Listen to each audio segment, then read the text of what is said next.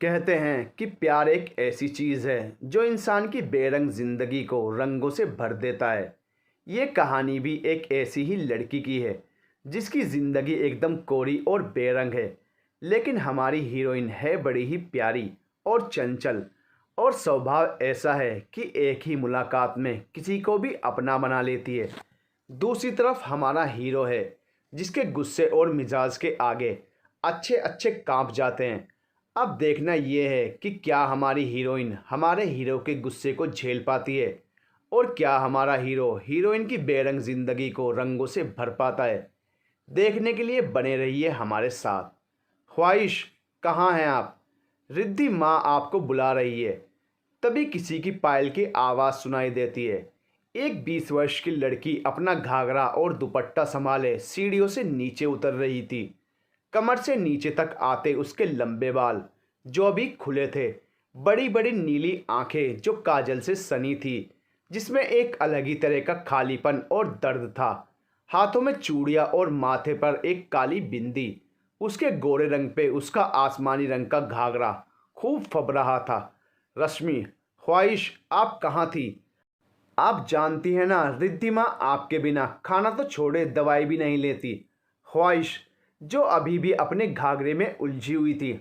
हाँ रश्मि दीदी, हम बस जा ही रहे हैं। ख्वाहिश वैसे ही अपने घाघरे और दुपट्टे को संभाले रिद्धि जी के कमरे की तरफ चली जाती है। रिद्धि ठकराल, जो एक 45 वर्ष की महिला थी, वो किसी से फ़ोन पर बात कर रही थी, या यह कहें कि वो ज़िद कर रही थी। रिद्धि जी गुस्सा करते हुए, आपको हमारी याद नहीं आती ना? अब आपके लिए आपका बिजनेस हमसे ज़्यादा ज़रूरी हो गया है। तभी फ़ोन पर एक रौबदार आवाज़ आती है, हमारे लिए आपसे ज़रूरी ना कभी कोई था ना होगा, बस थोड़ा काम हो जाए हम फिर आते हैं। तभी रिद्धि जी के कानों में पायल की आवाज़ आती है। आवाज़ सुनते ही रिद्धि जी कहती हैं, ख्वाहिश, आप आ गई? कहाँ थी? हम कब से आपका इंतज़ार कर रहे हैं। ख्वाहिश, जो अभी भी अपने घाघरे और दुपट्टे में उलझी हुई थी, माँ आपको कैसे पता चल जाता है कि यह हम हैं? और देखिए ना, ये सही से लग ही नहीं रहा, हम कब से कोशिश कर रहे हैं। रिद्धि जी मुस्कुराकर, यह पायल जो हमने आपको तब पहनाई थी जब आप इस घर में पहली बार आई थी, इससे हमें पता चल जाता है आपके आने का। ख्वाहिश, जो कुछ वक्त के लिए उन्हीं यादों में खो जाती है, वो अपने होश में आते हुए, माँ हमने आपको कितनी बार कहा है कि अगर हम लेट हो भी जाएं तो भी आप अपनी दवाई खा लिया करें। अच्छा अभी जाने दीजिए, हम आपके लिए गर्म पानी और कप लेकर आते हैं। रिद्धि जी बस अपना सर हाँ में हिला देती हैं। ख्वाहिश वहाँ से रिद्धि जी के लिए गर्म पानी लेने चली गई। ख्वाहिश के आने के बाद रिद्धि जी को ये याद ही नहीं रहा कि उनका फ़ोन अभी भी चल रहा है। तभी फ़ोन से आवाज़ आती है, हेलो माँ, आप यहीं हैं? रिद्धि जी, हाँ हाँ, हमें माफ़ कर दीजिए, वह हम बातों में लग गए थे। तभी फ़ोन में से आवाज़ आती है, कौन थी वो? तो रिद्धि जी, यह तो चीकू है, प्रीति की दोस्त, यहीं घर में रहती है और हमारी केयर टेकर की जॉब ली है उसने। बड़ी ही प्यारी बच्ची है, हमारा बहुत ख्याल रखती है। तभी फ़ोन से आवाज़ आती है, अच्छा माँ, हम फ़ोन रखते हैं, आप अपना ख्याल रखिए, हम जल्दी ही आपसे मिलने आएंगे। रिद्धि जी, आप पिछले 5 सालों से यही कह रहे हैं कि हम आपसे जल्दी ही मिलने आएंगे, लेकिन वो दिन कब आएगा हमने कभी सोचा नहीं था कि एक समय ऐसा भी आएगा जब हम आपको देखने के लिए भी तरस जाएंगे। फ़ोन में से इस बात का कोई जवाब नहीं आता। वह शख्स प्रणाम करके फ़ोन कट कर देता है। रिद्धि जी यह बात अच्छे से जानती थी कि उनके कहने का कोई फ़ायदा नहीं है। तभी ख्वाहिश अंदर आते हुए, माँ लो यह आपकी दवाई और यह गर्म पानी। इतना कहकर वह रिद्धि जी को दवाई देती है और उनका हाथ पकड़कर थोड़ी देर बाहर बगीचे की तरफ लेकर चली जाती है। लेकिन रिद्धि जी यह बात नहीं जानती थी कि ख्वाहिश ने उनकी सारी बातें सुन ली हैं और उसके खुराफाती दिमाग में काम करना शुरू कर दिया है। रिद्धि जी और ख्वाहिश दोनों बैठ के कुछ देर बातें करती हैं और ख्वाहिश उनके पैरों की मालिश करती है। ख्वाहिश प्रीति ठकराल को स्कूल में मिली थी, तभी से ख्वाहिश और प्रीति की अच्छी दोस्ती हो गई थी। ख्वाहिश की माँ के गुजर जाने के बाद उसके नाना उसको अपने साथ मनाली लेकर आ गए। दरअसल ख्वाहिश की माँ ने उसके पिता से चुपके से शादी की थी और शादी के 2 साल बाद ही उसकी माँ ने ख्वाहिश को जन्म दिया। लेकिन ख्वाहिश को आज तक नहीं पता चला कि उसके पापा कौन थे, क्योंकि ख्वाहिश को जब तक समझ में आने लगा था तब तक उसके पापा ने उसकी माँ के पास आना बंद कर दिया था। बस हर महीने कुछ पैसे भेज दिया करते थे। धीरे धीरे ख्वाहिश की दुनिया बस उसकी माँ से शुरू होकर प्रीति और श्रुति पे ख़त्म हो जाती। एक दिन उसकी माँ ने उसके पिता को रंगे हाथ दूसरी औरत के साथ पकड़ लिया था और धोखे के सदमे से उसकी मौत हो गई। लेकिन जाते जाते उन्होंने अपनी इकलौती ख्वाहिश की जिम्मेदारी अपने पापा पर छोड़ दी। ख्वाहिश अपने नाना के साथ आ तो गई थी, लेकिन उसके मामा और मानी ने उसके अस्तित्व पर सवाल उठाने शुरू कर दिए। वो आए दिन ख्वाहिश को कभी गंदा खून तो कभी पाप कह के बुलाती। तंग आकर ख्वाहिश ने 12वीं के बाद घर छोड़ दिया। उसकी इकलौती दोस्त प्रीति ने ख्वाहिश को अपने साथ अपने घर चलने को कहा, लेकिन ख्वाहिश ने मना कर दिया क्योंकि वो अपने आत्मसम्मान को ठेस नहीं पहुंचाना चाहती थी। तो प्रीति ने ही उसको अपनी बड़ी माँ यानी रिद्धि ठकराल की केयर टेकर की जॉब के बहाने अपने पास रख लिया। प्रीति ठकराल देश के सबसे जाने माने परिवार और ऋषिकेश के राजघराने की बेटी थी। रिद्धि जी प्रीति की बड़ी माँ थी, जिनका कुछ साल पहले हादसे में पैर काम करने थोड़े कम कर दिए थे। तो ख्वाहिश को ठकराल महल में रिद्धि जी की केयर टेकर के रूप में अपॉइंट किया गया था। ठकराल परिवार की नींव ऋषिकेश में बहुत पुरानी है, इसीलिए ठकराल परिवार को ऋषिकेश का राजघराना कहते हैं। यहाँ की औरतें बिल्कुल राजघराने जैसे लिबासों में रहती हैं। वर्तमान में ठकराल महल में रमेश ठकराल जो महल के मुखिया हैं, उनकी पत्नी सुधा ठकराल, रमेश जी और सुधा जी के 2 बेटे हैं। सोहन ठकराल महल के बड़े बेटे हैं और इनकी पत्नी रिद्धि जी। सोहन जी और रिद्धि जी की एक ही संतान है जो ठकराल परिवार का वारिस है। मोहन ठकराल महल के छोटे बेटे हैं, उनकी पत्नी है दिव्या। मोहन जी और दिव्या जी की 2 जुड़वा बेटियां हैं, प्रीति और श्रुति। मोहन जी और दिव्या अच्छे से जानते हैं कि ठकराल का वारिस कौन है। 2 बेटियों के चलते उनके आगे गद्दी नहीं मिलेगी। गद्दी के लालच में इन्होंने कई बार अपने बड़े भाई और उनके बेटे पर हमला करवाया था, लेकिन खून रंग दिखाई ये ज़रूरी नहीं होता। कभी कभी परवरिश और प्यार मायने रखता है। यह प्रीति और श्रुति ने साबित कर दिया। दोनों बहनें अपने इकलौते भाई से बहुत प्यार करती हैं। इनके लिए इनके बड़े पापा और बड़ी माँ ही सब कुछ हैं। ख्वाहिश रिद्धि जी से, आपको पता है माँ, हम आपको माँ क्यों बुलाते हैं? रिद्धि जी ख्वाहिश की तरफ देखते हुए ना में अपना सिर हिला देती हैं। ख्वाहिश रिद्धि जी की गोद में सर रखकर, क्योंकि माँ कभी अपने बच्चों को जज नहीं करती और आपने भी तो वही किया, बिना ये जाने कि हम कौन हैं, कहाँ से आए हैं, हमारे माँ बाप और ख़ानदान कौन क्या है। हमें इस घर में रहने की इजाज़त दे दी, साथ ही साथ माँ कहने का हक भी दिया। ऐसा कहते वक्त ख्वाहिश की पलकें गीली थी। रिद्धि जी ख्वाहिश के सर पर चपत लगाते हुए, हमने आपको कितनी बार कहा है, बीती बातों को याद करके उदास ना हुआ करें। आपकी मुस्कान हमारे लिए बहुत कीमती है। इस घर में आए हुए आपको 3 महीने ठीक से नहीं हुए और आपने हमें व्हीलचेयर से अपने पैरों पर खड़ा होना सिखाया, वरना हम तो यह उम्मीद ही हार गए थे कि हम कभी अपने पैरों पर चल भी पाएंगे। आपकी वजह से हम भी अपने पैरों पर खड़े हो पाए। अब धीरे धीरे हम बिना सहारे चल भी पाएंगे। यह सब आपकी वजह से हुआ। तो आप बताइए, आप हमारी बेटी नहीं तो क्या हैं? एक बेटी ही अपनी माँ के लिए यह सब कर सकती है। रिद्धि जी की बात सुनकर ख्वाहिश के चेहरे पर एक बड़ी सी मुस्कान आ जाती है, जो उसकी खूबसूरती में 4 चांद लगा देती है। तभी पीछे से आवाज़ आती है, वाह बड़ी माँ, एक बेटी के आने के बाद आप अपनी इस बेटी को तो भूल ही गई। तभी पीछे से एक और आवाज़ आती है, हाँ बड़ी माँ, आप हमें तो भूल ही गए हैं। पीछे की आवाज़ सुनकर ख्वाहिश मुंह बनाकर कहती है, लो आ गई जल कुकड़िया। ख्वाहिश की बात सुनकर पीछे खड़ी प्रीति और श्रुति चिढ़ जाती हैं, जबकि रिद्धि जी ज़ोर ज़ोर से हंसने लग जाती हैं। फिर प्रीति और श्रुति भागकर ख्वाहिश के पास बैठ जाती हैं, रिद्धि जी के पैरों के पास, वहीं बगीचे में। रिद्धि जी उन तीनों के सर पर हाथ फेरते हुए कहती हैं, आप तीनों हमारे लिए अनमोल हैं। हम आप तीनों से बहुत प्यार करते हैं। तभी श्रुति और प्रीति एक साथ, अगर बड़ी माँ आप ख्वाहिश से हमसे ज़्यादा प्यार भी करें तो हमें बिल्कुल बुरा नहीं लगेगा, क्योंकि वह है ही इतनी प्यारी कि कोई भी इनसे प्यार कर बैठे। और तो और एक तो महादेव जी ने इनको प्यारा रूप दिया है, ऊपर से यह तो दिल की भी उतनी ही खूबसूरत हैं जितनी यह शक्ल से हैं। ख्वाहिश दोनों को देखकर मुस्कुरा देती है और रिद्धि जी उसके सर पर हाथ फेर देती हैं। यूं ही कुछ देर बाहर बैठे तीनों बातें करते हैं। तभी प्रीति रिद्धि जी से कुछ कहती है तो ख्वाहिश उनको घूर के देखती है। ख्वाहिश रिद्धि से, नहीं माँ, हम नहीं जाना चाहते। तभी प्रीति रिद्धि जी से कहती है, बड़ी माँ, वो 2 दिन बाद एक कविता समारोह है यहीं ऋषिकेश में, और आप तो जानते हैं ना कि ख्वाहिश को लिखने और पढ़ने का कितना शौक है। तो क्या हम तीनों 2 दिन बाद वहाँ चले जाएं?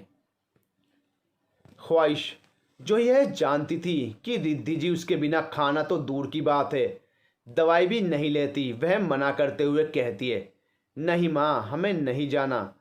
रिद्धि जी ख्वाहिश के सर पर हाथ फेरते हुए कहती हैं, आप हमें खाना खिलाकर दवाई देकर चली जाना और वापस आके फिर हमें दवाई दे देना। वैसे भी कविता समारोह 2.5 घंटे का ही है और हमने आप तीनों के लिए वीआईपी पास खरीद लिए हैं। ख्वाहिश खुश होते हुए कहती है, क्या सच में माँ, हम जा सकते हैं?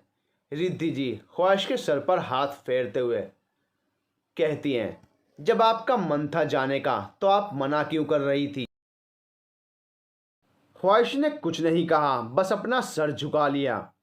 प्रीति और श्रुति परमिशन मिलते ही रिद्धि जी को गले लगा लेती हैं। चारों यूं ही बात करते करते महल के अंदर चली जाती हैं। ख्वाहिश रिद्धि जी को उनके कमरे में ले जाकर बेड पर बिठाते हुए कहती है, माँ, आप आराम कीजिए, हम अपनी किताबें लेकर आते हैं, फिर आपके पास ही बैठकर पढ़ेंगे। रिद्धि जी हाँ में अपना सिर हिला देती हैं। ख्वाहिश रिद्धि जी को सुला के अपनी किताबें पढ़ने बैठ जाती है, लेकिन थोड़ी देर पहले हुई बात को सुनकर जो ख्वाहिश के दिमाग में खुराफात ने जन्म लिया था, अब ख्वाहिश उसी खुराफाती प्लान को एग्जीक्यूट करने के लिए एकदम तैयार थी।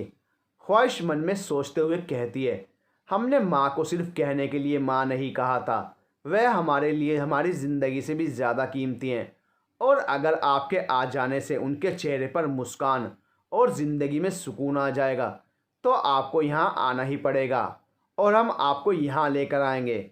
यह सब सोचते हुए ख्वाहिश मुस्कुरा देती है और उठकर रिद्धि जी के फ़ोन से एक नंबर निकालकर अपने फ़ोन में नोट कर लेती है। कुछ देर रिद्धि जी के पास बैठकर ख्वाहिश पढ़ती है और फिर उनके लिए चाय बनाने के लिए किचन में चली जाती है, जहाँ उसको प्रीति और श्रुति की मम्मी दिव्या ठकराल मिल जाती हैं। दिव्या ठकराल जो सिर्फ ख्वाहिश को पसंद करने का दिखावा करती हैं। वह मुस्कुरा के ख्वाहिश से पूछती हैं, अरे बेटा, यहाँ क्या कर रही हो? ख्वाहिश को हर बार ही यह महसूस होता है कि जैसे दिव्या जी उसको ज़रा सा भी पसंद नहीं करती हैं, लेकिन फिर वह अपने इस ख्याल को झटक कर उनसे प्यार से कहती है, जी आंटी, वह हम माँ के लिए चाय बनाने के लिए आए थे, उनके उठने का वक्त हो गया है। दिव्या जी मुस्कुराकर वहाँ से चली जाती हैं। ख्वाहिश अपने मन में कहती है, ना जाने क्यों महादेव, हमें इनका स्वभाव ज़रा भी पसंद नहीं आता। इतना सोचकर ख्वाहिश अपना सर झटक देती है। ख्वाहिश चाय लेकर रिद्धि जी के कमरे में आ जाती है। ख्वाहिश रिद्धि जी को उठाते हुए कहती है, उठ जाइए माँ, हम आपके लिए चाय बना कर लाए हैं। रिद्धि जी उठते हुए कहती हैं, अरे आज हम इतनी देर कैसे सोते रह गए? ख्वाहिश रिद्धि जी को चाय देते हुए कहती है, अच्छा है ना माँ, आपने आराम किया, अब आप बाहर बगीचे में चलिए, हम आपको एक्सरसाइज करवा देते हैं। रिद्धि जी भी हाँ में सिर हिलाकर चाय पीने लगती हैं। इधर न्यूयॉर्क के एक बड़ी सी बिल्डिंग के टॉप फ्लोर पर एक शख्स अपने लग्जीरियस केबिन में बैठकर कुछ फाइल रीड कर रहा था, जिसकी शख्सियत ही राजाओं वाली थी। तभी उसके फ़ोन में एक बीप की आवाज़ आती है। पहले तो वो इग्नोर करता है, लेकिन जैसे ही अपने फ़ोन में महल के एक नंबर का नोटिफिकेशन देखता है तो अपना फ़ोन उठाकर मैसेज चेक करने लग जाता है। जैसे जैसे वो मैसेज पढ़ रहा था वैसे वैसे उसके चेहरे के भाव कठोर होते जा रहे थे। मैसेज में लिखा था, हम नहीं जानते हैं कि आप कौन हैं और कहाँ रहते हैं, कैसे दिखते हैं, लेकिन आप में हमारी रिद्धि माँ की खुशियाँ हैं। और आप चाहे कितना भी बिजी क्यों ना हो, आप एक बार तो आकर उनसे मिल ही सकते हैं। शायद एक बेटे के लिए इससे ज़्यादा ज़रूरी कुछ काम नहीं होगा। आपको तो शायद यह भी पता नहीं होगा कि माँ ने बिना व्हील चेयर के मदद के सहारे चलना शुरू कर दिया है, और शायद आपके आ जाने से उनको सहारे की भी ज़रूरत ना पड़े। तो आपसे यह दरख्वास्त है कि आप एक बार माँ से मिलने आ जाइए। उनको आपकी बहुत याद आती है। आपको गए हुए 5 साल हो गए हैं। सर, आपको यह महसूस नहीं होता कि आपको आना चाहिए, क्योंकि माँ आपका इंतज़ार कर रही है। हमें माफ़ कर दीजिए कि हमने कुछ ज़्यादा ही बोला है, लेकिन शायद आप यह पढ़कर ही वापस आ जाएं। जैसे ही उस आदमी ने मैसेज पढ़ा, उसके चेहरे के भाव और भी ज़्यादा कठोर हो गए। उस आदमी ने मन में बोला, आप जो कोई भी हैं जिसने मुझे मैसेज करने की ज़रूरत की है, इसका खामियाजा तो आपको भुगतना ही पड़ेगा। आप यही चाहते हैं ना कि हम वापस आ जाएं, तो ठीक है, आपको सज़ा देने के लिए हम महल ज़रूर आएंगे। फिर कुछ सोचते हुए वो आदमी कहता है, यह परिवार वालों में से तो किसी का काम नहीं हो सकता, क्योंकि वह अच्छे से जानते हैं कि हमें हमारे काम के बीच में दखल अंदाजी ज़रा भी पसंद नहीं है। तुम जो कोई भी हो, तुम्हें ढूंढकर सज़ा देने के लिए ही सही हम महल ज़रूर आएंगे, क्योंकि आज तक किसी की हिम्मत नहीं हुई कि कोई हमें नसीहत दे। ख्वाहिश रिद्धि जी को बगीचे से कसरत करवा कर ले जा रही थी कि तभी बीच में उनको रमेश जी मिल जाते हैं। रिद्धि जी रमेश जी से कहती है, प्रणाम पापा। ख्वाहिश भी झुककर रमेश जी के पैर छूते हुए कहती हैं, प्रणाम दादाजी, आप कैसे हैं आप? रमेश जी, जिन्हें ख्वाहिश शुरू से बहुत पसंद थी, उन्होंने उसके सर पर हाथ फेरते हुए कहा, हम ठीक हैं बेटा जी, लेकिन आप तो अपने दादाजी से मिलने आई ही नहीं आज। ख्वाहिश नज़रें झुकाकर कहती है, सॉरी दादाजी, वह हम आज माँ के साथ थे। दादाजी ख्वाहिश के सर पर हाथ फेरते हुए कहते हैं, बेटा जी, अपनी माँ को कमरे में छोड़कर हमारे पास आइएगा, हमें आपसे कुछ ज़रूरी बात करनी है। ख्वाहिश भी हाँ में सिर हिला देती है और रिद्धि जी को लिविंग हॉल के सोफे पर बिठाकर खुद दादाजी के कमरे में चली जाती है। दादाजी का कमरा। रमेश ठकराल जी शुरू से ही ख्वाहिश को पसंद करते थे। 3 महीने पहले जब वो प्रीति के साथ यहाँ आई थी, तभी दादाजी ने उसको बिना कोई सवाल जवाब किए अपने घर में जगह दे दी थी। वह ख्वाहिश को अपनी पोती की तरह ही मानते थे। सुधा जी ठकराल, दादी जी, जिन्हें ख्वाहिश सूरत और सीरत दोनों से ही बहुत पसंद थी, उन्होंने ख्वाहिश को अपने पास बुलाते हुए कहा, क्या हुआ बेटा, आज आप हमसे मिले नहीं? ख्वाहिश ने अपनी नज़रें झुकाकर कहा, वो दादी सा, हम पहले माँ के साथ थे, हम फिर पढ़ने बैठ गए थे। सुधा जी ख्वाहिश के सर पर हाथ फेरते हुए कहती हैं, हमने सुना है आप 2 दिन बाद कविता समारोह के लिए जा रही हैं, तो क्या आते वक्त हमारे लिए मार्केट से कुछ सामान लेती आएंगे आप? ख्वाहिश उनसे कहती है, अरे दादी जी, यह भी कोई पूछने की बात है, हम ज़रूर लेकर आ जाएंगे। फिर ख्वाहिश सुधा जी और रमेश जी के साथ बैठकर कुछ देर बात करती है और फिर उनसे इजाज़त लेकर वापस रिद्धि जी के पास आ जाती है। ख्वाहिश के जाते ही सुधा जी कहती हैं, कोई इतनी प्यारी बच्ची को कैसे दुख दे सकता है, काश वो मान जाए तो हम हमेशा के लिए ख्वाहिश को अपने घर में ही रख लेंगे। तभी सुधा जी की बातों को सुनकर रमेश जी कहते हैं, जो हो नहीं सकता उसके सपने हमें नहीं देखने चाहिए। सुधा जी रोते हुए कहती हैं, क्यों एक हादसे ने मेरे बच्चे की ज़िंदगी से रोशनी छीन ली? रमेश जी सुधा जी को शांत करवाते हुए कहते हैं, आप चिंता ना करें सुधा जी, उनकी ज़िंदगी में भी रोशनी ज़रूर आएगी, आप देखिएगा।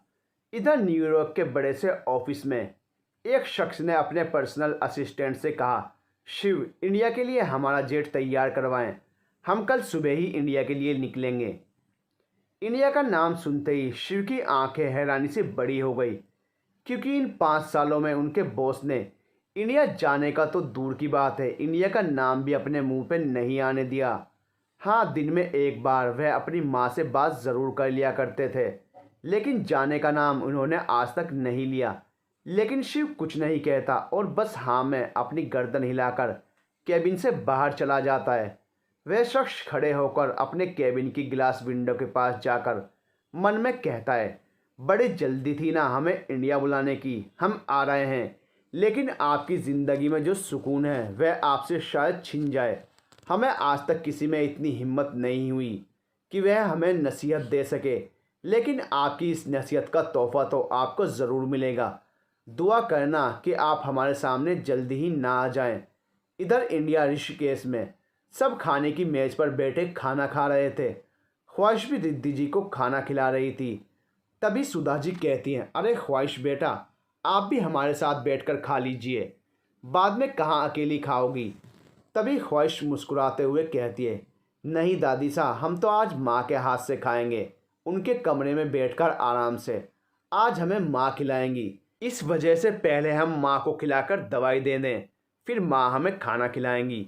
इतना बोलकर ख्वाहिश रिद्धि जी की तरफ देखकर मुस्कुरा देती है और उसको खाना खिलाने लगती है।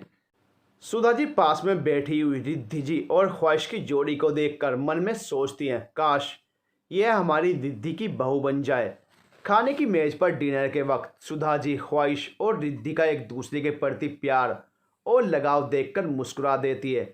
सुधा जी सोचती हैं कि काश ख्वाहिश हमेशा के लिए रिद्धि जी की ज़िंदगी में रहे। सब खाना ख़त्म करके अपने कमरे में चले जाते हैं। सुधा जी भी नौकर को कह के रिद्धि जी के कमरे में ख्वाहिश के लिए खाना लगाने को बोलकर अपने कमरे में चली जाती हैं। ख्वाहिश रिद्धि जी को कमरे में लेकर आ जाती है। रिद्धि जी ख्वाहिश को डांट कर कहती हैं, पहले आप अच्छे से बैठकर खाना खाइए।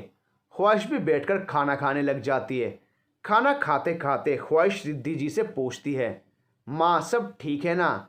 अगर आपको कोई भी परेशानी हो तो आप बेझिझक हमें बताइएगा। रिद्धि जी ख्वाहिश के सर पर हाथ फेरते हुए कहती हैं, अगर आप जैसी बेटी पास रहे हमेशा के लिए तो सारी दिक्कतें अपने आप दूर हो जाती हैं। रिद्धि जी की बात सुनकर ख्वाहिश मुस्कुरा देती है। खाना खाकर ख्वाहिश पहले रिद्धि जी को उनकी सारी दवाइयाँ देती है और उनके पैरों की मालिश करके उनको सुला देती है। ख्वाहिश जाते जाते रिद्धि जी से कहकर जाती है कि माँ, हम अपने कपड़े बदल के और किताब लेकर वापस आ रहे हैं, तब तक आप आराम कीजिए। ख्वाहिश अपने कमरे में जाकर पहले कपड़े चेंज करती है और फिर प्रीति और श्रुति के कमरे में चली जाती है। थोड़ी देर उनके पास बैठकर उनसे नोट्स मांगती है और नोट्स लेकर रिद्धि जी के कमरे में वापस आ जाती है। कमरे में आकर ख्वाहिश देखती है कि रिद्धि जी सो चुकी हैं। कभी कभी जब ख्वाहिश रिद्धि जी की तबीयत की वजह से कॉलेज नहीं जा पाती तो वह प्रीति और श्रुति से अपने क्लासमेट के नोट्स मंगवा लेती थी। प्रीति और श्रुति बिजनेस मैनेजमेंट की पढ़ाई कर रही थी तो वहीं ख्वाहिश साइकोलॉजिस्ट बनने की तैयारी में थी। रूम में आकर पहले ख्वाहिश अपने नोट्स कंप्लीट करती है, फिर थोड़ी देर उनको पढ़कर अपनी डायरी लेकर खिड़की के पास बैठ जाती है। वह डायरी ख्वाहिश के सुख दुख, तकलीफ और उसकी ज़िंदगी के तानों की साथी थी। यह डायरी गवाह है कि ख्वाहिश की माँ के जाने के बाद उसने कितना कुछ सहा था। ख्वाहिश चांद को देखते देखते अपनी डायरी में लिखना शुरू करती है, हमने आपको आज भी बहुत मिस किया। आप जानती हैं ना, आपके बिना दिन गुजारने कितने मुश्किल हो जाते हैं। आपके जाने के बाद हमारी ज़िंदगी में कोई ऐसा नहीं था जिसके सामने हम अपनी परेशानियां बता सकें। रिद्धि माँ बुरी नहीं है, वह हमारा बहुत ख्याल रखती हैं और हमसे बहुत प्यार भी करती हैं। हम जल्दी से सेटल हो जाएं तो शायद हमारी ज़िंदगी में भी थोड़े पल सुकून के होंगे। ख्वाहिश सब अपनी डायरी में लिख रही थी, लेकिन अपनी माँ को याद करते हुए उसकी आंखों से आंसू बहते जा रहे थे। इधर न्यूयॉर्क में वो शख्स अपनी प्राइवेट जेट में बैठकर इंडिया के लिए निकल चुका था। मन में एक ही बात चल रही थी कि मुझे नसीहत देने वाले लोग ज़रा भी पसंद नहीं हैं। नसीहत देने वाले लोग अक्सर खुद वैसे नहीं होते, वो धोखेबाज होते हैं और हमें नफ़रत है ऐसे लोगों से। इधर ख्वाहिश सबसे पहले उठकर नहाकर पूजा की सारी तैयारी करती है। ख्वाहिश खुद तैयार होकर रिद्धि जी के पास आकर उनको तैयार करती है। ख्वाहिश रिद्धि जी के बाल बनाते हुए उनसे कहती है, माँ, अगर आपको भी मार्केट का कोई काम है तो आप हमें बता दीजिए। जब हम कविता सुनकर वापस आएंगे तो आपके लिए भी ले आएंगे। रिद्धि जी भी हाँ में अपना सिर हिला देती हैं। ख्वाहिश रिद्धि जी को मंदिर की तरफ लेकर आती है और उनका चेयर पर बिठाकर हाथ में पूजा का थाल पकड़ा देती है। तब तक घर के सभी लोग आ जाते हैं और ख्वाहिश आरती शुरू करती है। आरती खत्म होने के बाद रिद्धि जी दिव्या जी को आरती की थाल देते हुए सबको आरती देने के लिए कहती हैं। सुधा जी ख्वाहिश के सर पर हाथ फेरते हुए कहती हैं, दिनों दिन आपकी आवाज़ और भी मीठी होती जा रही है। आरती होने के बाद सभी साथ में बैठकर नाश्ता करते हैं। आज सुधा जी ने ख्वाहिश को कॉलेज जाने के लिए कह दिया था। पहले तो ख्वाहिश मना करती है, लेकिन फिर सुधा जी के कहने पर कि वह आज रिद्धि जी के साथ रहेंगी तो ख्वाहिश मान जाती है। ख्वाहिश नाश्ता करके रिद्धि जी को उनकी सारी दवाइयाँ देकर और उनको खुद का बहुत सारा ख्याल रखने के लिए बोलकर कॉलेज के लिए निकल गई थी। इधर ऋषिकेश एयरपोर्ट पर एक प्राइवेट जेट आकर लैंड होता है। उसमें से एक राजाओं वाली शख्सियत का शख्स बाहर निकलता है। उस शख्स के निकलते ही उसको बॉडीगार्ड पूरी तरह से घेर लेते हैं और पीछे से शिव उसका पर्सनल असिस्टेंट बाहर आता है। शिव मल्होत्रा जो पर्सनल असिस्टेंट के साथ साथ उसका बहुत अच्छा दोस्त था, या ये कहें कि इकलौता ऐसा शख्स जो उसके सबसे ज़्यादा करीब था। शिव आगे आकर कहता है, महल चलना है या गाड़ी होटल ले चलें। उस शख्स ने कुछ सोचते हुए कहा, गाड़ी पहले होटल की तरफ ले लो, मेरी एक वीडियो कॉन्फ्रेंस है, उसको अटेंड करके महल जाएंगे। शिव ने भी हाँ में अपना सिर हिलाया और ड्राइवर को चलने का इशारा किया। मीटिंग खत्म करके वैभव ठकराल यानी हमारी कहानी का हीरो महल जाता है। सबसे पहले अपना दादा दादी और फिर माँ से मिलता है। तभी रिद्धि जी डांटते हुए ख्वाहिश से कहती हैं, चीकू हमने आपको कितनी बार कहा है कि आप ये उछल कूद करते हुए क्यों चलती हो। एक तो आपसे आपका लहंगा नहीं संभलता, ऊपर से आप इतना उछल कूद करते हुए तेज तेज चलती हैं, किसी दिन गिर जाएंगी। ख्वाहिश भी हंसकर हाँ कहती है और अपनी मोबाइल की टॉर्च लेकर रूम से बाहर जाते हुए कहती है, माँ हम देख कर आते हैं कि जनरेटर क्यों चालू नहीं हो रहा, तब तक आप बात कीजिए। रिद्धि जी ने भी हाँ कह दिया और वैभव से बात करने लग जाती हैं। तभी वैभव एरोगेंट आवाज़ में कहता है, जो खुद अच्छे से नहीं चल पाती वह आपका ध्यान कैसे रख रही है, और आप कह रहे हो कि इसकी वजह से आप व्हील चेयर से खड़े हो पाई हो। रिद्धि जी हंसते हुए कहती हैं, हाँ चुलबुली है थोड़ी, लेकिन बस हमारे सामने ही ऐसे रहती है, वरना सबके सामने एकदम चुपचाप रहती है। इनकी शैतानियाँ तो बस मैंने पापा जी ने और मम्मी जी ने ही देखी हैं, बाकी तो जैसे किसी के सामने यह मुस्कुराती भी नहीं है। दोनों माँ बेटे एक दूसरे से बातें कर रहे थे कि तभी ख्वाहिश अपने हाथ में बड़ा सा टॉर्च ले रिद्धि जी के कमरे में घुसते हुए कहती है, वो माँ जनरेटर का तेल खत्म हो गया है और हैवी रेनफॉल के जलते बिजली को काट दिया है। ख्वाहिश के पीछे दो नौकर थे जिनके हाथ में रिद्धि जी के कमरे के लिए टॉर्च और पानी और रिद्धि जी के लिए अदरक वाली चाय थी। रिद्धि जी चिंता जताते हुए कहती हैं, चीकू बेटा आप मोमबत्ती वाले लालटेन नहीं लेंगे, आप अपने हाथ में मोबाइल रखिए वरना टॉर्च रखिए, क्योंकि आपसे लहंगा तो संभलता ही नहीं, कहीं चोट न लग जाए। ख्वाहिश हंसते हुए कहती है, एक तो आपने चीकू बोल बोल कर हमें बच्चा बना दिया, ऊपर से सबके सामने भी हमें बच्चों जैसी नसीहत दे रही हैं। हम मोमबत्ती वाले लालटेन अपने पास नहीं रखेंगे, आप चिंता ना करें। ख्वाहिश रिद्धि जी को चाय देते हुए कहती है, लीजिए माँ, और आप सर क्या लेंगे। वैभव जो ख्वाहिश का चेहरा नहीं देख पा रहा था हल्की रोशनी की वजह से, लेकिन ख्वाहिश की पायल का शोर उसकी धड़कनों को बढ़ा रहा था, इसलिए उसने खड़े होते हुए रिद्धि जी से कहा, माँ मुझे मेरी ब्लैक कॉफ़ी कमरे में ही ला दें, हम अपने कमरे में जा रहे हैं। ख्वाहिश रिद्धि जी के पास बैठने ही वाली होती है कि अचानक पास पड़ी कुर्सी से उसका लहंगा अटक जाता है और वह गिरने वाली होती है कि वैभव उसको बचा लेता है। ख्वाहिश खुद को ठीक करते हुए कहती है, हमें माफ़ कर दीजिए सर, वह आज दुपट्टा भारी है, हम लाइट सही होते ही चेंज करके आ जाएंगे। वैभव ख्वाहिश से सख्त लहजे में कहता है, मेरी कॉफ़ी मेरे कमरे में पहुंचा दो। रिद्धि जी ख्वाहिश को कहती हैं, चीकू बेटा जाइए वैभव की कॉफ़ी उनके कमरे में रखवा दीजिए।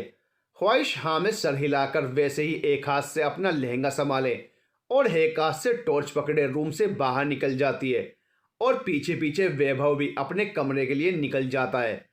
ख्वाहिश अपनी ही धुन में किचन की तरफ जा रही होती है। उसको यह नहीं पता होता कि किचन के पास वाली सीढ़ी ही वैभव के फ्लोर की तरफ जाती है, जहाँ किसी को भी आने जाने की पाबंदी है।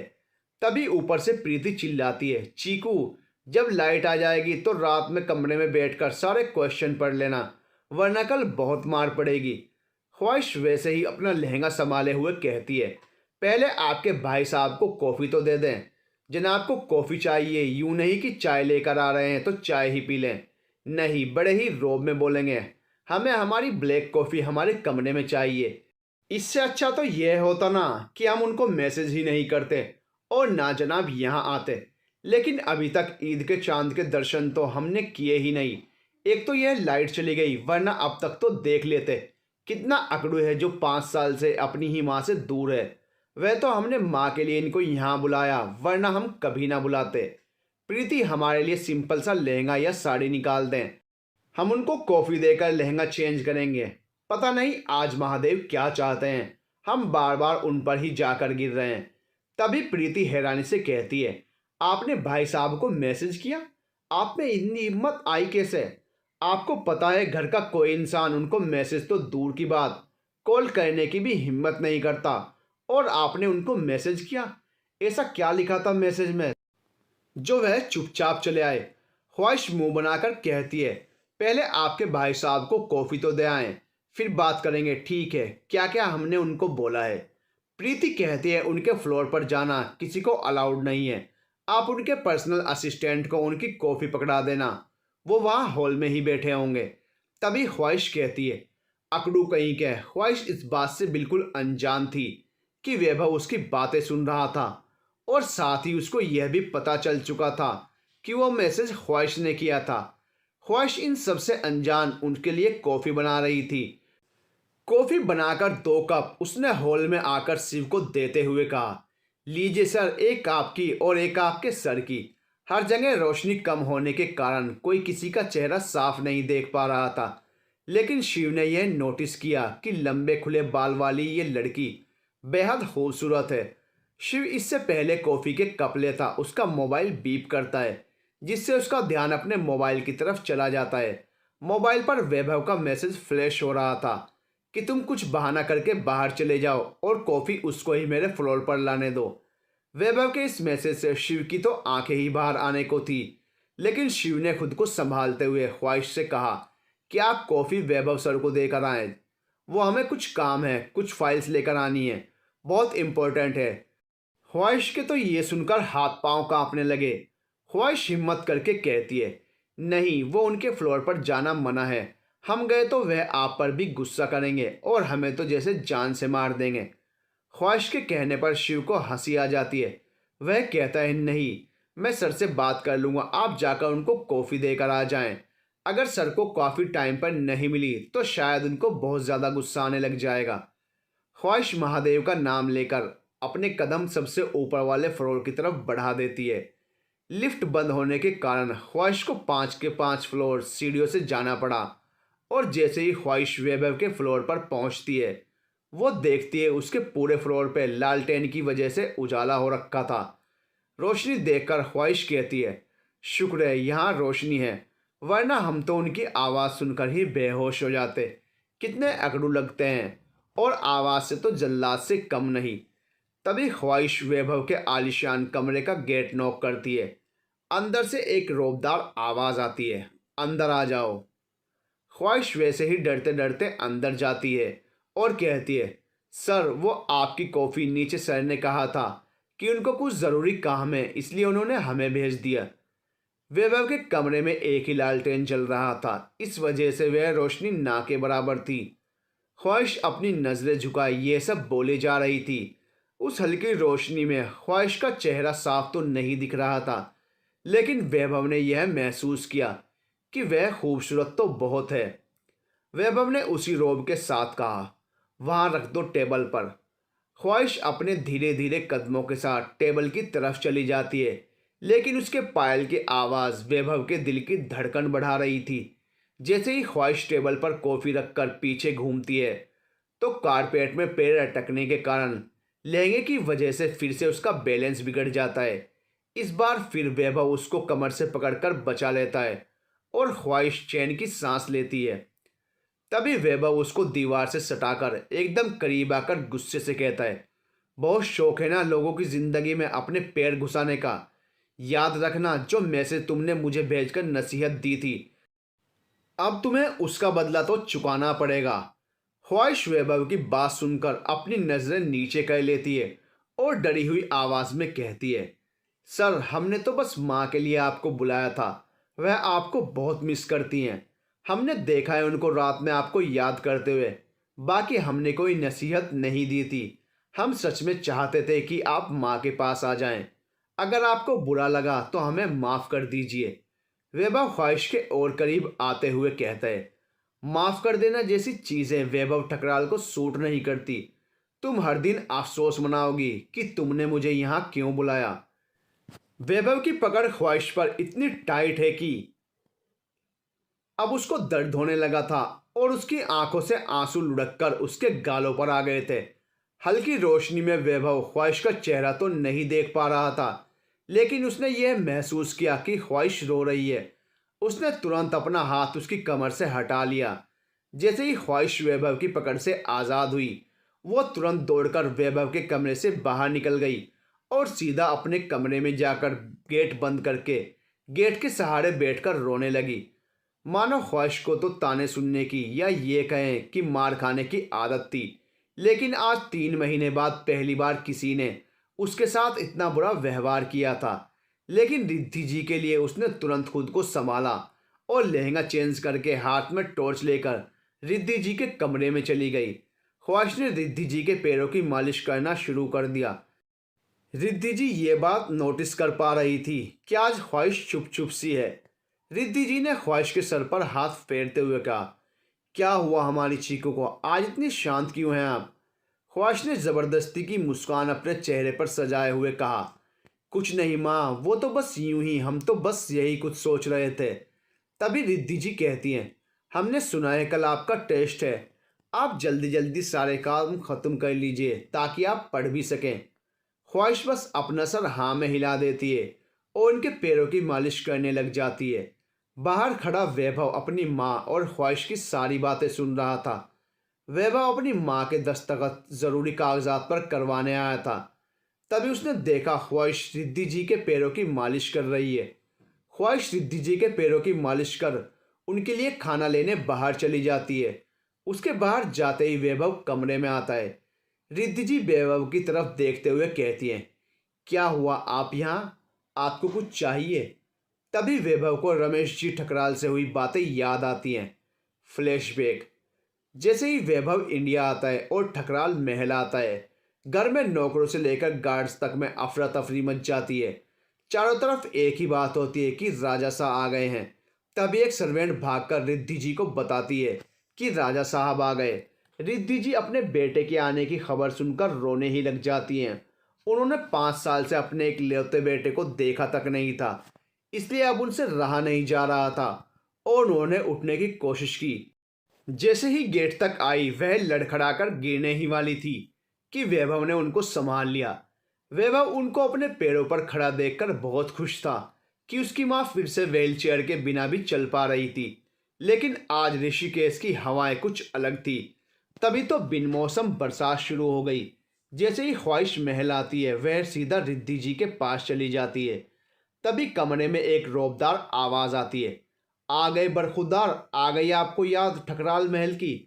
वैभव तुरंत उठकर रमेश जी के गले लग जाता है और कहता है, काम था दादा साहब, वरना हम कभी ऐसा नहीं करते। रमेश जी वैभव के कंधे पर हाथ रखते हुए कहते हैं, क्या हम नहीं जानते कौन सा काम था। वैभव कुछ नहीं कहता। तभी रमेश जी उसको अपने साथ उनके स्टडी रूम में चलने के लिए कहते हैं। वैभव रिद्धि जी को कुछ टाइम बाद आने का बोलकर उनके पास चले जाते हैं। हॉल में प्रीति, श्रुति, दिव्या जी और सुधा जी उसका इंतजार कर रही होती हैं। वैभव बारी बारी सबसे मिलता है और दादा दादी के साथ उनके स्टडी रूम में चला जाता है। रमेश जी गंभीर होकर वैभव से कहते हैं, अब राजगद्दी ले लेनी चाहिए आपको, वरना रिद्धि माँ पर खतरा अभी भी है। अभी तो ख्वाहिश की वजह से वह जिंदा हैं, क्योंकि ख्वाहिश साय की तरह उनके साथ रहती है, उनके साथ सोती है, यहाँ तक कि साथ ही खाना खाती है। वैभव नासमझी में रमेश जी को देखते हुए कहता है, कौन, जिनको माँ चीकू बुलाती हैं। सुधा जी हाँ में सिर हिलाते हुए कहती हैं, उनको पता है कि रिद्धि की जान को खतरा है, इसलिए उन्होंने उनकी केयर टेकर की जॉब के लिए हाँ की थी। ख्वाहिश हर पल रिद्धि के पास रहती है। आपका हमसे दूर रहना रिद्धि के लिए फ़ायदेमंद ज़रूर है, लेकिन कब तक? अभी तो ख्वाहिश उनके लिए खाने से लेकर चाय मेडिसिन सब खुद बनाती है। 2 दिन में एक बार जब बच्ची कॉलेज जाती है तो पूरे दिन तुम्हारी दादी रिद्धि के पास रहती हैं। वैभव कुछ सोचते हुए कहता है, लेकिन इसका सॉल्यूशन यह है कि हम माँ को अपने साथ ले जाएं। सुधा जी कहती हैं उससे पहले तुम्हें शादी करनी होगी ताकि आप राजगद्दी संभालने लगो। रमेश जी कहते हैं अगर कोई लड़की पसंद हो जिस पर तुम्हें विश्वास हो कि वह रिद्धि का ख्याल अच्छे से रखें, उससे शादी कर लो। और यह पेपर है जिन पर ठकराल खानदान की सारी जायदाद है, आपने और रिद्धि के साइन करवा लो ताकि आगे चलकर कोई हंगामा ना हो। Flashback and. वैभव वही पेपर रिद्धि जी से साइन करवाने के लिए लेकर आया था। ख्वाहिश जिसे पता नहीं था कि वैभव रिद्धि जी के पास है, वह बाहर से ही बोलते हुए आ रही थी, माँ खाने का टाइम हो गया है, इसलिए आप हमें अपने साथ ही खिलाएं। जैसे ही ख्वाहिश खाने की ट्रॉली लेकर अंदर घुसती है, वैभव पीछे घूमता है और तुरंत लाइट आ जाती है। लाइट आते ही ख्वाहिश की नज़रें वैभव के चेहरे पर टिक सी जाती हैं, लेकिन तभी उसको कुछ देर पहले हुए वैभव के बर्ताव की याद आ जाती है। वैभव तो जैसे ही ख्वाहिश की उन ग्रे आंखों में ही खो गया था जिसमें दुनिया भर का दुख और खालीपन पसरा हुआ था। दोनों का ध्यान तब टूटता है जब रिद्धि जी कहती हैं, चीकू बेटा आओ हम खिला देंगे आपको। ख्वाहिश वैभव को नज़रअंदाज करके आगे बढ़ जाती है। वैभव यह बात जानता था कि ख्वाहिश ऐसा क्यों कर रही है, इसलिए उसने बैठे बैठे कहा, माँ हमारा खाना भी हमारे कमरे में भिजवा दीजिए। लेकिन वैभव अभी कमरे से बाहर नहीं गया था। रिद्धि जी हाँ में अपना सिर हिला देती हैं। वैभव ये बात नोटिस करता है कि रिद्धि जी के खाने से पहले ख्वाहिश सारा खाना खुद चेक कर रही थी। तभी रिद्धि जी भोलेपन से कहती हैं, आप खुद ये खाना बनाती हैं और फिर भी बार बार चेक करती हैं, कहीं नमक कमियां ज़्यादा तो नहीं। ख्वाहिश उनकी बात सुनकर मुस्कुरा देती है। ख्वाहिश रिद्धि जी के आगे खाने की प्लेट कर देती है और उनके पास बैठकर उनको खाने के लिए कहती है, पर रिद्धि जी पहला निवाला उठाकर वैभव की तरफ बढ़ा देती हैं। वैभव भी बिना किसी नानुकुर के निवाला खा लेता है। रिद्धि जी के खाने के बाद ख्वाहिश उनको सारी दवाइयाँ देती है। रिद्धि जी ख्वाहिश को अपने पास बुलाकर कहती हैं, बेटा इनको इनका खाना अच्छे से खिला दीजिए, यह बहुत गुस्सा करते हैं। रिद्धि जी के कहने पर ना चाहते हुए भी ख्वाहिश को हाँ करना पड़ा। ख्वाहिश बिना वैभव की तरफ देखे कमरे से बाहर निकल जाती है। वैभव ख्वाहिश के पीछे जाते हुए एक रोबदार आवाज़ में कहता है, जो खाना अभी माँ ने खाया वही खाना मैं लूँगा। मेरे फ्लोर पर मेरा खाना लेकर आओ आप। इससे पहले ख्वाहिश कुछ बोलती, वहाँ पर सुधा जी आ जाती हैं और कहती हैं, हाँ चीकू आप जाएं और राजा साहब को खाना परोस दीजिए। ख्वाहिश अब सुधा जी की बातों को नहीं टाल सकती थी, इस वजह से उसने हाँ में अपना सिर हिलाया और किचन की तरफ बढ़ गई। ख्वाहिश चलते चलते मन ही मन में बड़बड़ा रही थी, अकड़ू खड़ूस और जल्लाद कहीं के जब देखो हुक्म देते रहेंगे, माना यही राजा साहब हैं। लेकिन इतना गुरूर भी किस काम का, जरा सी सच्ची बात क्या बोली। इनको तो लगा हम इन्हें नसीहत दे रहे थे। ऐसे लोगों को तो नसीहत ही मिलनी चाहिए, आए बड़े राजा साहब। ख्वाहिश मुंह बना देती है। ख्वाहिश किचन में आकर वैभव के लिए खाना ट्रॉली में रख रही होती है कि पीछे से दिव्या जी की आवाज़ आती है, क्या कर रही हो? ख्वाहिश जरा एक कप चाय बना दीजिए। ख्वाहिश बड़ी ही विनम्रता से उत्तर देती है, हमें माफ़ कर दीजिए आंटी, लेकिन माँ और दादी शाह ने राजा साहब को खाना परोसने के लिए कहा है, और अगर हमने ज़रा सी भी देर की तो राजा साहब का गुस्सा सीधा हम पर फूटेगा। हम सोनाली को कहकर आपके लिए एक कप चाय बनवा देंगे। दिव्या जी पहले तो ख्वाहिश को घूर कर देखती हैं, लेकिन फिर शांत होकर हाँ में सिर हिला देती हैं। ख्वाहिश खाना लेकर सीढ़ियों की तरफ बढ़ ही रही थी कि पीछे से दादाजी की आवाज़ आती है, जो कह रहे थे कि अब लाइट आ चुकी है, आप लिफ्ट से ऊपर चली जाएं। ख्वाहिश बेटा। ख्वाहिश हाँ में अपना सिर हिलाकर लिफ्ट की तरफ बढ़ जाती है। जैसे ही ख्वाहिश लिफ्ट से 5th फ्लोर पर पहुंचती है, जहां अब पूरी रोशनी के चलते उसको फ्लोर अच्छे से दिखाई दे रहा था। उस फ्लोर पर चारों तरफ कुछ पुरानी पेंटिंग लगी हुई थी। ख्वाहिश यह चीज़ नोटिस करती है कि उस पूरे फ्लोर पर सिर्फ 4 ही कमरे हैं, जिसमें से एक वैभव का है, दूसरा वैभव का ऑफिस है और तीसरा कमरा उसका स्टडी रूम है। लेकिन चौथे कमरे में क्या है? ख्वाहिश पहले से ही उस जल्लाद के कमरे में नहीं जाना चाह रही थी, और तभी उसको अपने दिल की इच्छा पूरी होते हुए दिखी। जब उसने शिव को आते हुए देखा, जो वैभव की कुछ फाइल्स लेकर उसके रूम से बाहर आ ही रहा था। ख्वाहिश ने तुरंत शिव को प्रणाम किया और उसको यह खाना वैभव के कमरे में ले जाने के लिए कहा। तो शिव उसको अपने हाथों में फाइल्स दिखाता है तो ख्वाहिश मायूस हो जाती है। वो इस बात से अनजान थी कि वैभव खिड़की में खड़ा उन दोनों को ही देख रहा था। ख्वाहिश का मासूम चेहरा देख शिव उसको एकटक देखते हुए सोचता है, मैंने कभी इतनी खूबसूरत और मासूम लड़की नहीं देखी। तुम सच में जिसकी किस्मत में होगी उसकी किस्मत भगवान ने मोर पंख से लिखी होगी। वैभव जो लोगों के हाव भाव से पता कर लेता था कि उसके मन में क्या चल रहा है, यहाँ तो शिव था जो उसके साथ ना जाने कितने सालों से है। शिव के मन की बात जानकर वैभव उसको घूर कर देखता है। शिव ख्वाहिश से इजाजत लेकर चला जाता है। ख्वाहिश ऊपर देखकर महादेव जी से कहती है, हे महादेव आज बचा लेना। आप तो जानते हो ना वो खड़ूस राजा साहब हमसे गुस्सा हैं, लेकिन हमने सब माँ के लिए किया था। अब माँ के लिए ही सही हमें बचा लेना। आपको तो पता है ना दादाजी ने हमें उनकी सेफ्टी के लिए रखा है और हम तो वैसे भी खुद की ज़िंदगी से मोहब्बत नहीं करते। तो आप माँ के लिए ही हमें बचा लीजिए। एक बार माँ की जान के दुश्मन के बारे में पता चल जाए, उसके बाद चाहे तो राजा साहब से गोली मरवा दीजिएगा। ख्वाहिश ऐसे ही डरते डरते वैभव के कमरे के बेड के पास आकर दरवाज़ा खटखटाती है। अंदर से वैभव की एक रौबदार आवाज़ आती है, अंदर आ जाओ। ख्वाहिश वैसे ही नजरें झुकाए अंदर जाती है और खाने की प्लेट कॉफ़ी टेबल पर लगा देती है।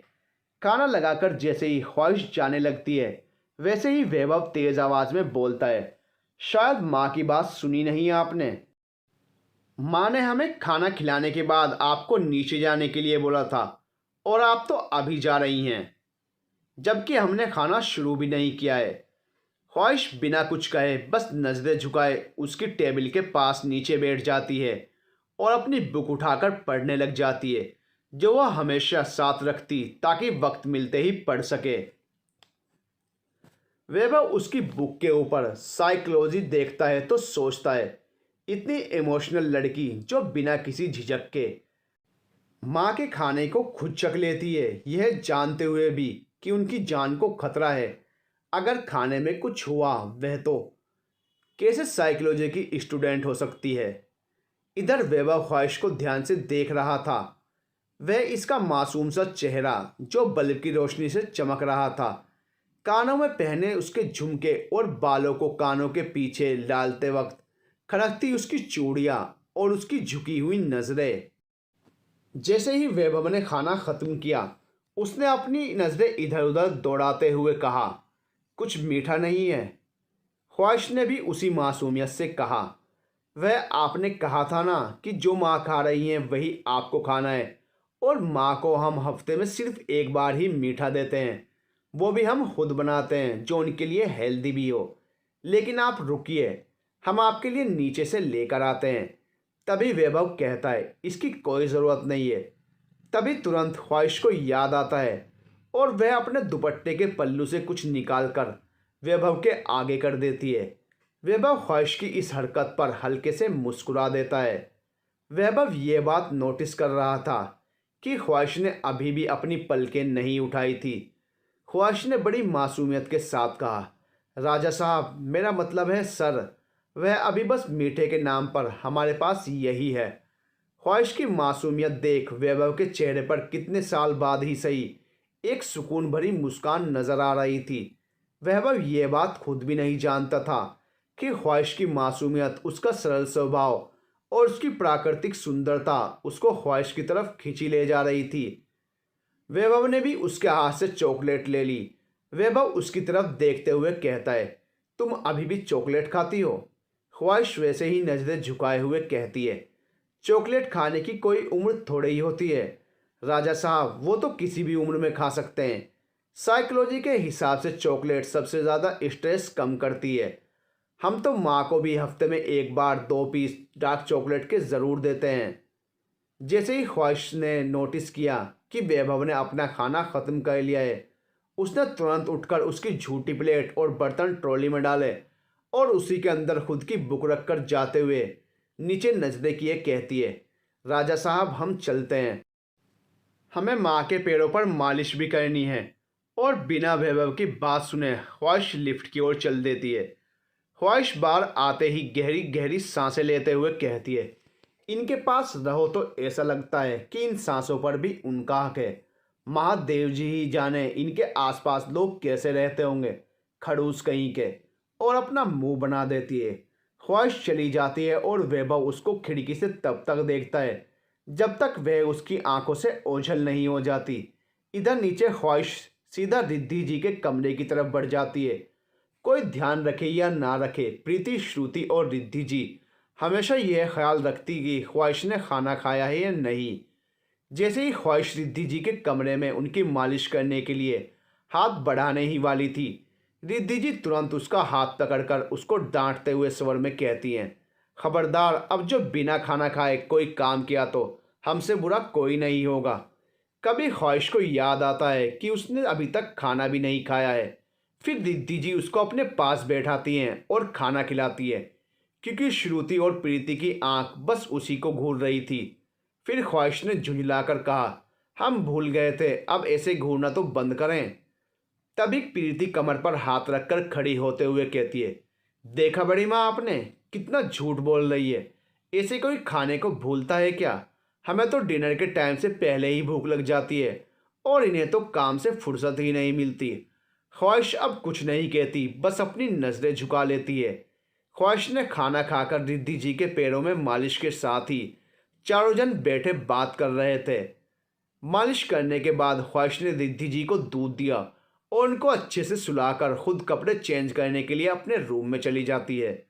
अपनी किताबें और अपनी वह इकलौती कीमती अमानत लेकर वो वापस रिद्धि जी के कमरे में आ जाती है। वापस आकर पहले रिद्धि जी को अच्छे से ब्लैंकेट उड़ाकर खिड़की के पास बने छोटे से लेकिन एक इंसान सो सके इतने बड़े टेबल पर आकर बैठ जाती है और पहले अपने नोट्स बनाती है। नोट्स बनाकर ख्वाहिश खिड़की से झलक रहे चांद को एकटक देखने लग जाती है।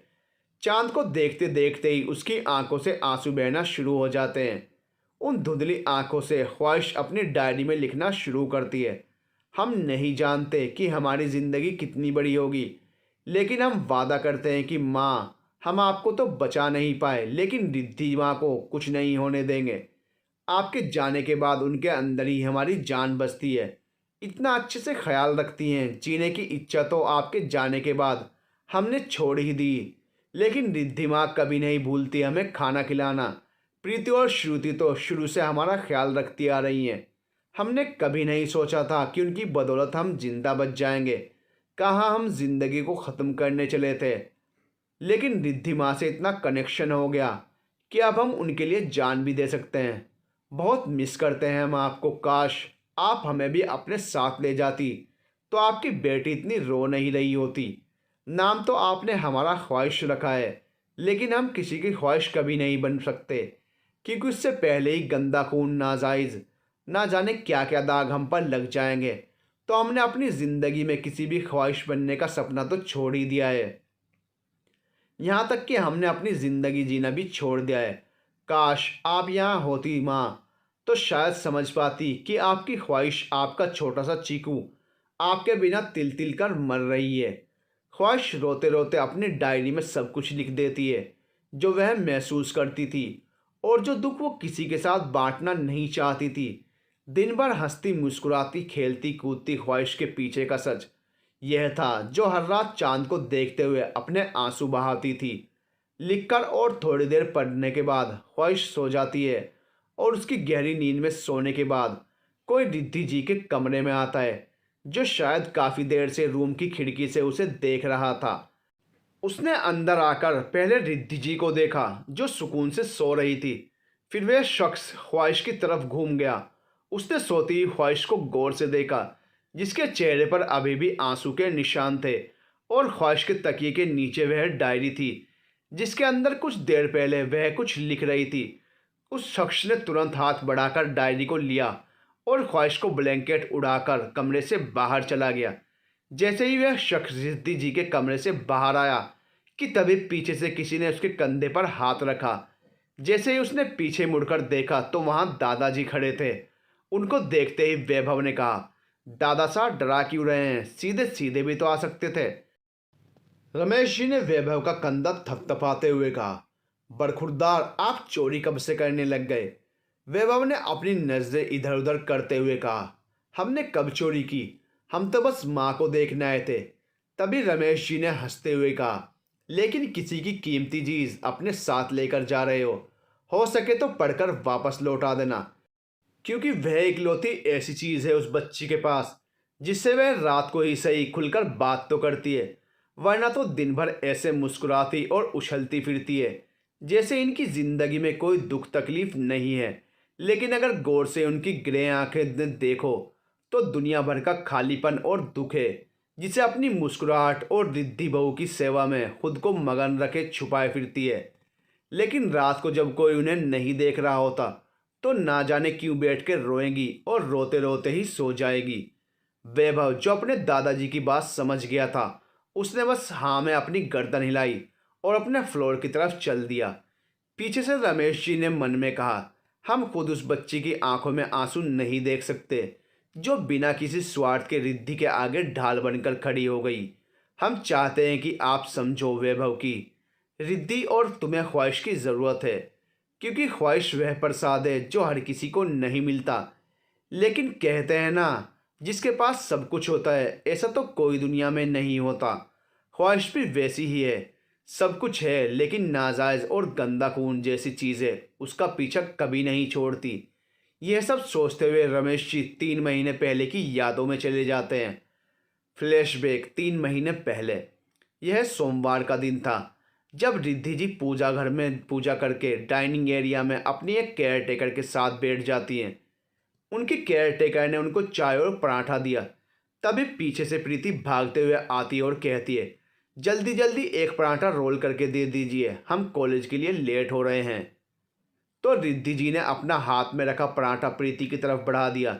जैसे ही उसने प्रीति के हाथों में पराठा दिया, उस केयर टेकर की सांसें ही अटक गई। जैसे उसने तुरंत प्रीति के पैरों में पानी गिराने का नाटक किया। प्रीति, जो इस हमले के लिए बिल्कुल भी तैयार नहीं थी, उसने तुरंत अपने हाथ में पकड़ा पराठा गलती से गिरा दिया। उस केयर टेकर ने तुरंत वह पराठा उठाकर खिड़की से बाहर फेंक दिया। शुरू में तो किसी ने भी यह बात नोटिस नहीं की, लेकिन जब रमेश जी और सुधा जी गार्डन में टहलने के लिए निकले तब देखा वहां पर एक कुत्ता मरा हुआ पड़ा है और उस कुत्ते के आगे वही आधा पराठा रखा था जो आज रिद्धि जी या प्रीति में से कोई भी खा सकती थी। यह देखते ही रमेश जी ने तुरंत किसी को मैसेज किया और कुछ ही समय में खुद भी एक तहखाने में थे जहां उस केयरटेकर को बांध रखा था। उस केयरटेकर ने जैसे ही रमेश जी को देखा, उसने तुरंत डरते हुए सब कुछ बोल दिया। साहब, मैं तो एक गरीब घर की लड़की हूँ, मुझे तो किसी ने पैसे दिए थे यह सब करने के लिए। मैं नहीं जानती हूँ इसके पीछे कौन है। रमेश जी जानते थे कि वह झूठ बोल रही है, इसलिए उन्होंने उस शख्स तक पहुंचने के लिए जो रिद्धि जी के जरिए वैभव को तबाह करना चाहता था, या ये कहें ठकराल की गद्दी हथियाना चाहता था, उस तक पहुंचने के लिए रमेश जी ने उसको छोड़ दिया और अपने एक भरोसेमंद आदमी से उसका पीछा करने के लिए कहा। रमेश जी ने अपने भरोसेमंद आदमी को उस नौकरानी के पीछे भेज दिया था। रमेश जी अच्छी तरह से जानते थे कि वह नौकरानी खुद को बचाने के लिए उस शख्स के पास ज़रूर जाएगी जिसने उसको पैसे दिए थे। रमेश जी अभी तक नहीं जानते हैं कि कौन है जो रिद्धि जी को नुकसान पहुंचाना चाहता है, इसलिए जैसे ही वो केयर टेकर घर से बाहर निकली, उसने तुरंत किसी को कॉल किया और उसको बताया कि वह पकड़ी गई है और अब महल में पता है कि कोई बड़ी मालकिन को नुकसान पहुंचाना चाहता है। ना जाने फ़ोन से उस शख्स ने क्या कहा, उस औरत ने तुरंत फ़ोन काट दिया। जैसे ही वह नौकरानी पीछे घूमी, उसको किसी ने काले कपड़े से ढककर बेहोश कर दिया और वह गाड़ी में बिठाकर ऋषिकेश से बाहर ले गया। अंदर आते ही रमेश जी ने तुरंत वैभव को कॉल करके सारी बातें बताई। इधर उस नौकरानी को वैभव और रमेश जी के आदमी सीक्रेट जगह पर ले गए। वहां जाकर उसने उस शख्स का नाम बता दिया जिसने उसको पैसे दिए थे बड़ी मालकिन को मारने के लिए। उस शख्स का नाम सुनते ही रमेश जी के पैरों तले से ज़मीन ही खिसक गई थी। इधर जब रमेश जी ठकराल ने अपने पोते को उसके बारे में बताया तो जैसे उस पर तो पहाड़ ही टूट पड़े थे। लेकिन अब वो भी जानता था कि उसे होशियारी से काम लेना होगा। उसके बाद ही वैभव ने रमेश जी को सारी सिचुएशन एक्सप्लेन की, कैसे वो रिद्धि जी को सुरक्षित रख सकेंगे। उसी दिन प्रीति ख्वाहिश को अपने साथ घर लेकर आई थी। रमेश जी को ना जाने क्यों, लेकिन उस बच्ची की बड़ी बड़ी नीली आंखें, जो इस वक्त बहुत ज़्यादा रोने की वजह से बुरी तरह लाल हो चुकी थी, उसमें इतनी सच्चाई दिख रही थी। पहले तो ख्वाहिश ने ही वहाँ रहने के लिए मना कर दिया था। तब रमेश जी ने प्रीति को अपने कमरे में जाने का इशारा किया और ख्वाहिश को अपने कमरे में ले गए। कमरे में ले जाकर रमेश जी ने ख्वाहिश को सारी बातें बताई। कुछ सोचकर ख्वाहिश ने हाँ कर दी। वह दिन था और आज का दिन है। ख्वाहिश एक साए की तरह रिद्धि जी के साथ ही रहती है। ख्वाहिश खाना भी खुद बनाएगी तो भी खुद खाकर ही फिर रिद्धि जी को खिलाया करती थी। Flashback and. रमेश जी अपनी यादों से बाहर आ जाते हैं और ऊपर देखकर कहते हैं, मेरी बच्ची के ऊपर रहमत बनाए रख, उसको सुकून दे, बहुत दर्द में है वो। इधर 5th फ्लोर पर वैभव का कमरा। वैभव ने कमरे में आते ही पहले अपने पीए शिव को कॉल किया और उसको ख्वाहिश से रिलेटेड छोटी से छोटी बात पता करने के लिए कहा और खुद डायरी खोलकर बैठ गया। डायरी के पहले पेज पर माँ और उसी के नीचे ख्वाहिश और उसकी मम्मी की बचपन की कुछ फोटोज चिपका रखी थी। उसी के बाद पहले पेज पर 29 फरवरी लिख रखा था, माँ आज आपकी चीकू 18 साल की हो गई है। आपको गए हुए भी पूरे 6 साल हो चुके हैं। यह 6 साल हमने आपके बिना कैसे निकाले, यह सिर्फ हम जानते हैं। 6 साल में एक दिन भी ऐसा नहीं था जब हमने आपको मिस नहीं किया हो। उसकी डायरी के पहले पेज पर ही जहाँ उसने सब लिखा था, वहाँ कुछ आंसुओं के निशान साफ दिख रहे थे, जिससे यह साफ जाहिर हो रहा था कि यह सब लिखते वक्त उसको कितनी तकलीफ हुई होगी। वैभव ने आगे पढ़ना शुरू किया। जहाँ एक भी ऐसा पेज नहीं था जहाँ ख्वाहिश के आंसुओं के निशान ना हो, जिससे साफ जाहिर हो रहा था कि दिन भर हंसते मुस्कुराते सबकी इतनी देखभाल करने वाली ख्वाहिश के मन में कितना दर्द है। वैसे तो उसकी नीली आंखें सब कुछ बयान कर देती हैं, लेकिन ख्वाहिश अपनी मुस्कान के पीछे अपना सारा दर्द छुपा कर रखती थी। लेकिन अगर कोई ध्यान से देखे तब उनको पता चले कि मुस्कुराते चेहरों के पीछे सबसे ज़्यादा दर्द होता है। वैभव डायरी आधी ही पढ़ पाता है। उसके बाद जाकर ख्वाहिश के सिरहाने रखकर उसके माथे पर अपने हाथ को लगाता है। जैसे ही ख्वाहिश को किसी का स्पर्श महसूस होता है, वह तुरंत मुस्कुरा देती है। सुबह का वक्त, ठकराल महल। ख्वाहिश सुबह सुबह उठकर जल्दी से रिद्धि जी को तैयार करती है सुबह की पूजा के लिए। ख्वाहिश रिद्धि जी की साड़ी ठीक कर ही रही थी, तभी कमरे में प्रीति आती है और वह ख्वाहिश से कहती है, चीकू आप जाकर तैयार होकर आ जाए, तब तक बड़ी माँ को हम तैयार कर देते हैं। आज हमें जाना भी तो है। पहले तो आज आपकी साइकोलॉजी की इम्पोर्टेंट क्लास है, उसके बाद घाट पर उस कविता समारोह के लिए भी जाना है। रिद्धि जी यह सुनकर तुरंत ख्वाहिश को उठाकर कहती हैं, चीकू बच्चा आप जाओ, जल्दी से तैयार हो जाओ, तब तक प्रीति हमें बाहर ले जाएगी तैयार करके।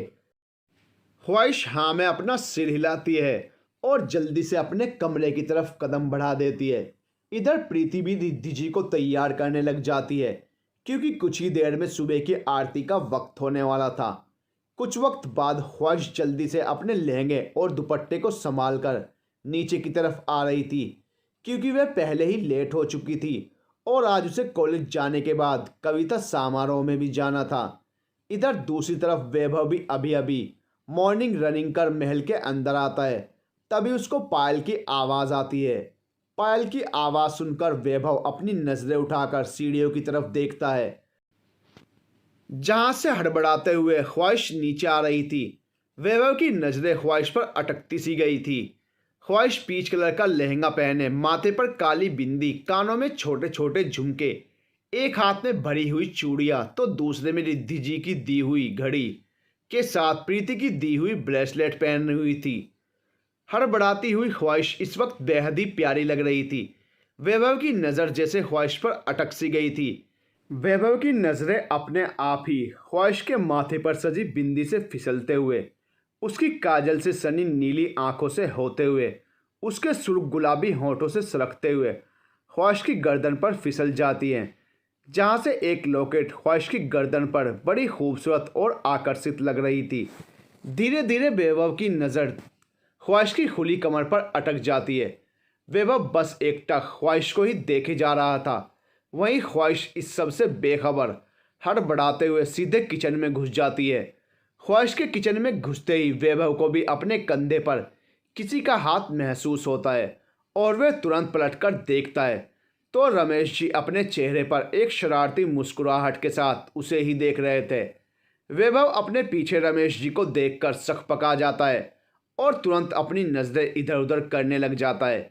वैभव की ऐसी हालत देखकर रमेश जी थोड़ा हंस देते हैं और वैभव भी उनको अभी आने का बोलकर अपने कमरे की तरफ बढ़ जाता है। तभी वैभव को एक बार फिर ख्वाहिश की पायल का शोर सुनाई देता है तो उसके दिमाग में ना जाने क्या आता है और वह पलटकर रिद्धि जी के कमरे की तरफ चला जाता है। रिद्धि जी का कमरा। रिद्धि जी अपने पैरों को हिलाकर एक्सरसाइज कर रही थी।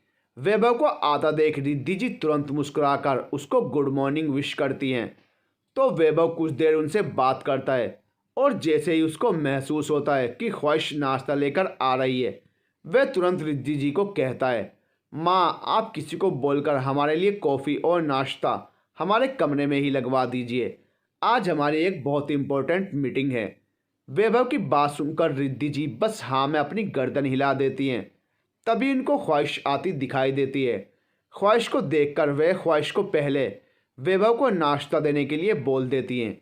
रिद्धि जी की बात सुनकर वैभव के चेहरे पर छोटी सी मुस्कुराहट आ जाती है जो कि कोई नोटिस नहीं करता और वह तुरंत एक नज़र ख्वाहिश को देखकर अपने कमरे में चला जाता है।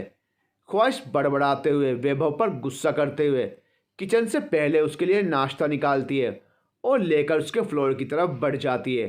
ख्वाहिश मन में कहती है, ऐसा नहीं कि नीचे बैठकर ही नाश्ता कर लें, अब इनके लिए हमें इनके कमरे में नाश्ता लेकर जाना पड़ेगा। मन तो कर रहा था कि मना कर दें, लेकिन माँ ने इतने प्यार से कहा तो हम कैसे मना कर सकते थे। ख्वाहिश के मन में यही सब चल रहा था और लिफ्ट वैभव के फ्लोर पर जाकर रुक जाती है। ख्वाहिश खाने की ट्रॉली लेकर आती है और वैभव के कमरे की तरफ चल देती है। वैभव के कमरे का गेट जब ख्वाहिश खटखटाती है तो अंदर से कोई आवाज़ नहीं आती तो ख्वाहिश को लगता है कि वैभव कमरे में नहीं है। वह इसका फ़ायदा उठाने के लिए सोचती है कि जब तक वैभव बाहर है वह खाना रखकर जल्दी से वापस आ जाएगी। यह सब सोचते हुए ख्वाहिश तुरंत कमरे के अंदर घुसती है और टेबल के पास ट्रॉली रखकर जैसे ही पलटकर जाने को होती है तो पीछे से दरवाज़ा खुलने की आवाज़ आती है। जैसे ही ख्वाहिश पीछे पलटकर देखती है, वैभव सिर्फ पैंट विदाउट शर्ट उसके सामने था।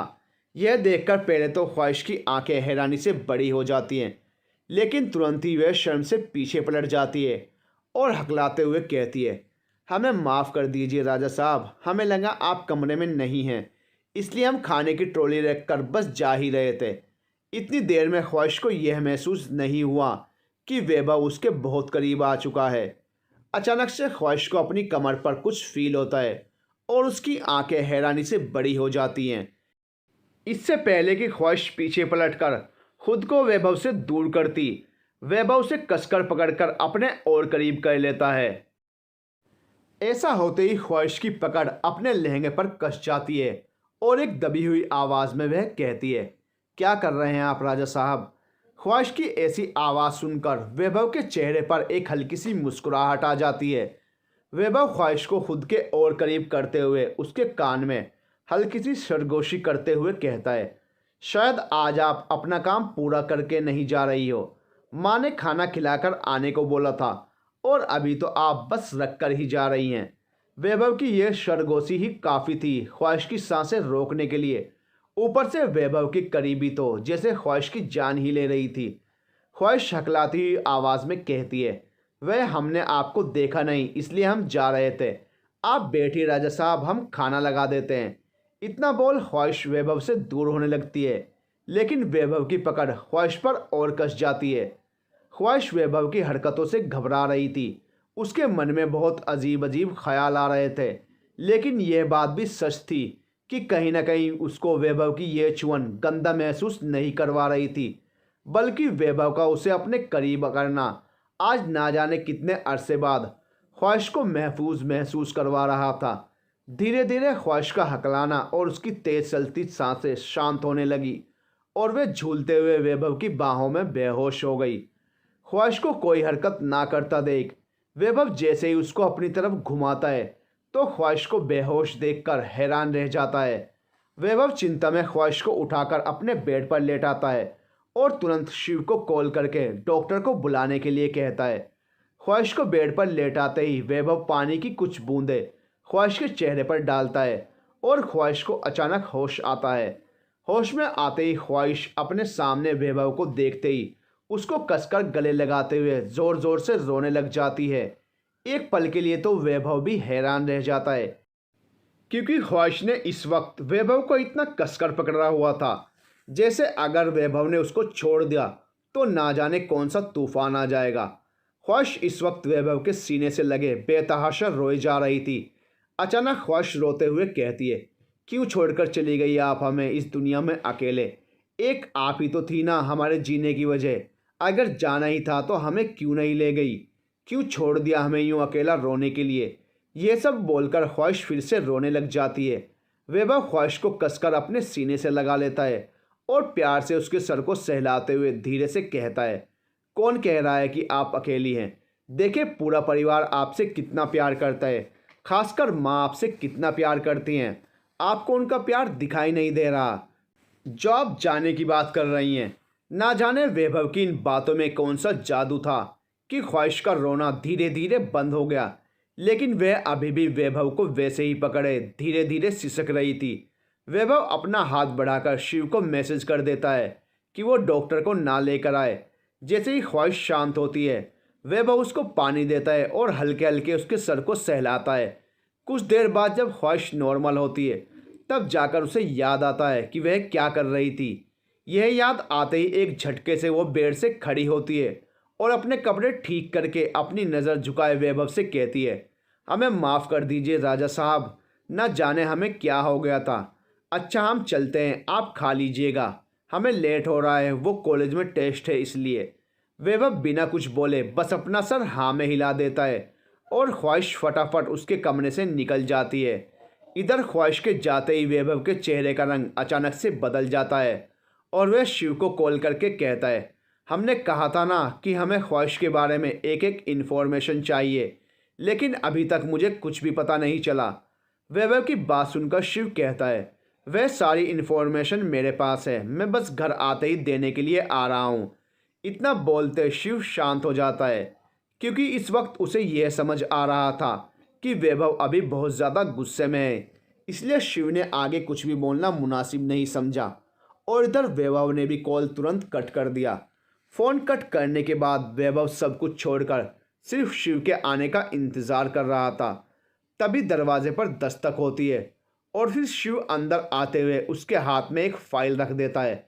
फाइल रखने के बाद शिव एक नज़र वैभव को देखता है और तुरंत कहना शुरू करता है, ख्वाहिश सिंह नाम है उसका, उसके पापा की तरफ से मिला है, लेकिन बाप का साया ना मिलने की वजह से और अपनी माँ को हमेशा तड़पता देखने की वजह से वह अपने पापा से नफरत करती हैं। ख्वाहिश ने कभी अपने पापा को देखा भी नहीं है, लेकिन हमें जो सबसे अजीब बात पता चली वह यह है कि मिस्टर सिंह किसी बहुत बड़े परिवार से ताल्लुक़ रखते हैं, इसलिए हमें इन्फॉर्मेशन निकालने में थोड़ी दिक्कत हो रही है, लेकिन जल्दी हम सारी इन्फॉर्मेशन निकाल लेंगे। जब नीलिमा जी 17 साल की थी तब मिस्टर सिंह से पहली बार मिली थी और 18 साल की उम्र में उन्होंने घर वालों के खिलाफ उनसे शादी कर ली थी। मिस्टर सिंह सच में नीलिमा जी से प्यार करते थे, लेकिन उनके परिवार वालों को नीलिमा जी कभी पसंद थी ही नहीं, इसलिए उन्होंने नीलिमा जी की जान को बचाने के लिए अपनी बेटी और पत्नी से दूर होना पड़ा। यह भी सच है कि उन्होंने किसी और से शादी की, लेकिन परिवार के दबाव में आकर। मिस्टर सिंह के घर वालों को पता है मिस्टर सिंह की एक बेटी है और अब उनके परिवार वाले ख्वाहिश को ढूंढ रहे हैं। ख्वाहिश की जान को खतरा है क्योंकि आज भी मिस्टर सिंह की दूसरी बीवी ख्वाहिश को मारना चाहती हैं, इसलिए ही नीलिमा जी ने ख्वाहिश को सबकी नज़रों से बचाकर उनके नाना के यहाँ भेज दिया, लेकिन वहाँ भी उनकी मामियों ने उनके साथ बहुत बुरा व्यवहार किया और यहाँ तक कि बहुत ज़्यादा टॉर्चर भी किया जाता था। इसी के चलते उन्होंने अपनी जान लेने की कोशिश भी की। फिर श्रुति और प्रीति उन्हें यहाँ ले आई, लेकिन मिस्टर सिंह आज भी अपनी बेटी को खोज रहे हैं। हमारी इन्फॉर्मेशन के मुताबिक यह कौन सी सिंह फैमिली है ये तो हमें नहीं पता, लेकिन इतना ज़रूर पता लगा पाए हैं कि उनकी दूसरी बीवी से भी उनको कोई औलाद नहीं है और सारी जायदाद की हकदार आने वाले समय में सिर्फ ख्वाहिश ही होगी। इसी वजह से उनकी दूसरी पत्नी ख्वाहिश को ढूंढ रही है ताकि उसको मार दें। नीलिमा जी और मिस्टर सिंह दोनों जानते हैं कि ख्वाहिश की जान को खतरा हो सकता है, इसलिए ही उन्होंने ख्वाहिश को इतना दूर भेज दिया। और नीलिमा जी की मौत कैंसर की बीमारी की वजह से हुई थी। इतना बोल शिव चुप हो जाता है और वैभव बस उसको जाने का इशारा कर देता है। शिव के कमरे से बाहर जाने के बाद वैभव चुपचाप उठकर गेट को बंद करता है और कुछ अनजाने एहसास के साथ उस फाइल को देखता है जिसके अंदर ख्वाहिश की सारी इन्फॉर्मेशन होती है। इस वक्त वैभव के दिमाग में सिर्फ ख्वाहिश के आंसू ही चल रहे थे। ना जाने क्यों, लेकिन सिर्फ 2 दिन पहले मिली उस लड़की के आंसू वैभव के दिल को चोट पहुंचा रहे थे। एक बार वैभव कसकर अपनी आंखें बंद करता है क्योंकि वह जानता था कि इस फाइल में बहुत कुछ ऐसा होगा जो शायद बहुत ज़्यादा तकलीफ दे, लेकिन जो कुछ भी था वह ख्वाहिश ने अपनी ज़िंदगी में सहा था। यह सब सोचते हुए वैभव उस फाइल को ओपन कर देता है। आइए चलते हैं, जानते हैं ख्वाहिश की ज़िंदगी को। नीलिमा जी, ख्वाहिश की माँ एक मध्यम वर्गीय परिवार से आती थी। अपनी हाई स्कूल की पढ़ाई के वक्त वह रामनाथ सिंह ख्वाहिश के पिता से मिली थी। रामनाथ जो परिवार के इकलौते बेटे थे, उस वक्त सिंह परिवार का राजस्थान जोधपुर में काफ़ी बड़ा व्यापार था, लेकिन इकलौते होने की वजह से रामनाथ को हमेशा से परिवार से दूर रखा गया।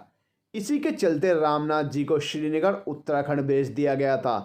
रामनाथ जी ने भी अपनी पढ़ाई श्रीनगर उत्तराखंड से ही की थी।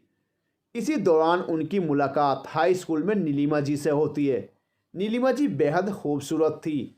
अपने घर की इकलौती बेटी होने के बदले उन्होंने अपने पापा के सामने आगे पढ़ने की जब इच्छा जताई तो पापा ने अपनी बेटी की ज़िद के आगे हार मानते हुए उन्हें रुद्रप्रयाग से श्रीनगर पढ़ने के लिए भेज दिया। यहीं उनकी मुलाकात रामनाथ से होती है। पहले 6 दिन नीलिमा जी की मुलाकात जब भी रामनाथ जी से होती है तो उनका झगड़ा होता है, लेकिन कहते हैं ना, झगड़ा ही प्यार को करीब लेकर आता है। इन दोनों के साथ भी यही हुआ। धीरे धीरे उन्हें पता ही नहीं चला कि कब लड़ते झगड़ते दोनों प्यार करने लग जाते हैं। इधर इन दोनों का प्यार परवान चढ़ने लगा था और वहाँ राजस्थान में रामनाथ जी के पापा ने उनकी शादी किसी अमीर घर की लड़की के साथ करने की इच्छा बना ली थी। नीलिमा जी को पता ही नहीं चला कि कब उन्हें रामनाथ जी से इतना प्यार हो गया कि अपने पापा से सबसे ज़्यादा प्यार करने वाली उनकी लाडली बेटी उनके खिलाफ जाकर भी रामनाथ सिंह से शादी करने के लिए तैयार थी। पढ़ाई पूरे होने के बाद रामनाथ जी भी जानते थे कि उनके परिवार वाले नीलिमा जी जैसी साधारण लड़की से उनका विवाह कभी ना करवाएंगे, इसलिए अपने प्यार के साथ रहने के लिए उन्होंने नीलिमा जी से शादी कर ली। शादी करने के बाद जब नीलिमा जी पहली दफ़ा घर जाकर अपने पापा को मनाने की कोशिश करती हैं तो उनके पापा उनसे वो सारे रिश्ते तोड़कर उनको घर से बाहर निकाल देते हैं। उसके बाद रामनाथ जी उनको लेकर वापस श्रीनगर आ जाते हैं और यहाँ आकर अपने बलबूते पर वह छोटा मोटा काम शुरू कर देते हैं, क्योंकि उनको पता था कि उनके घर वाले उनकी शादी को कभी नहीं अपनाएंगे, तो वह नीलिमा जी को इस सब से दूर रखना चाहते थे। और वे यह भी अच्छी तरह जानते थे कि उनके परिवार वाले कितने खतरनाक हैं।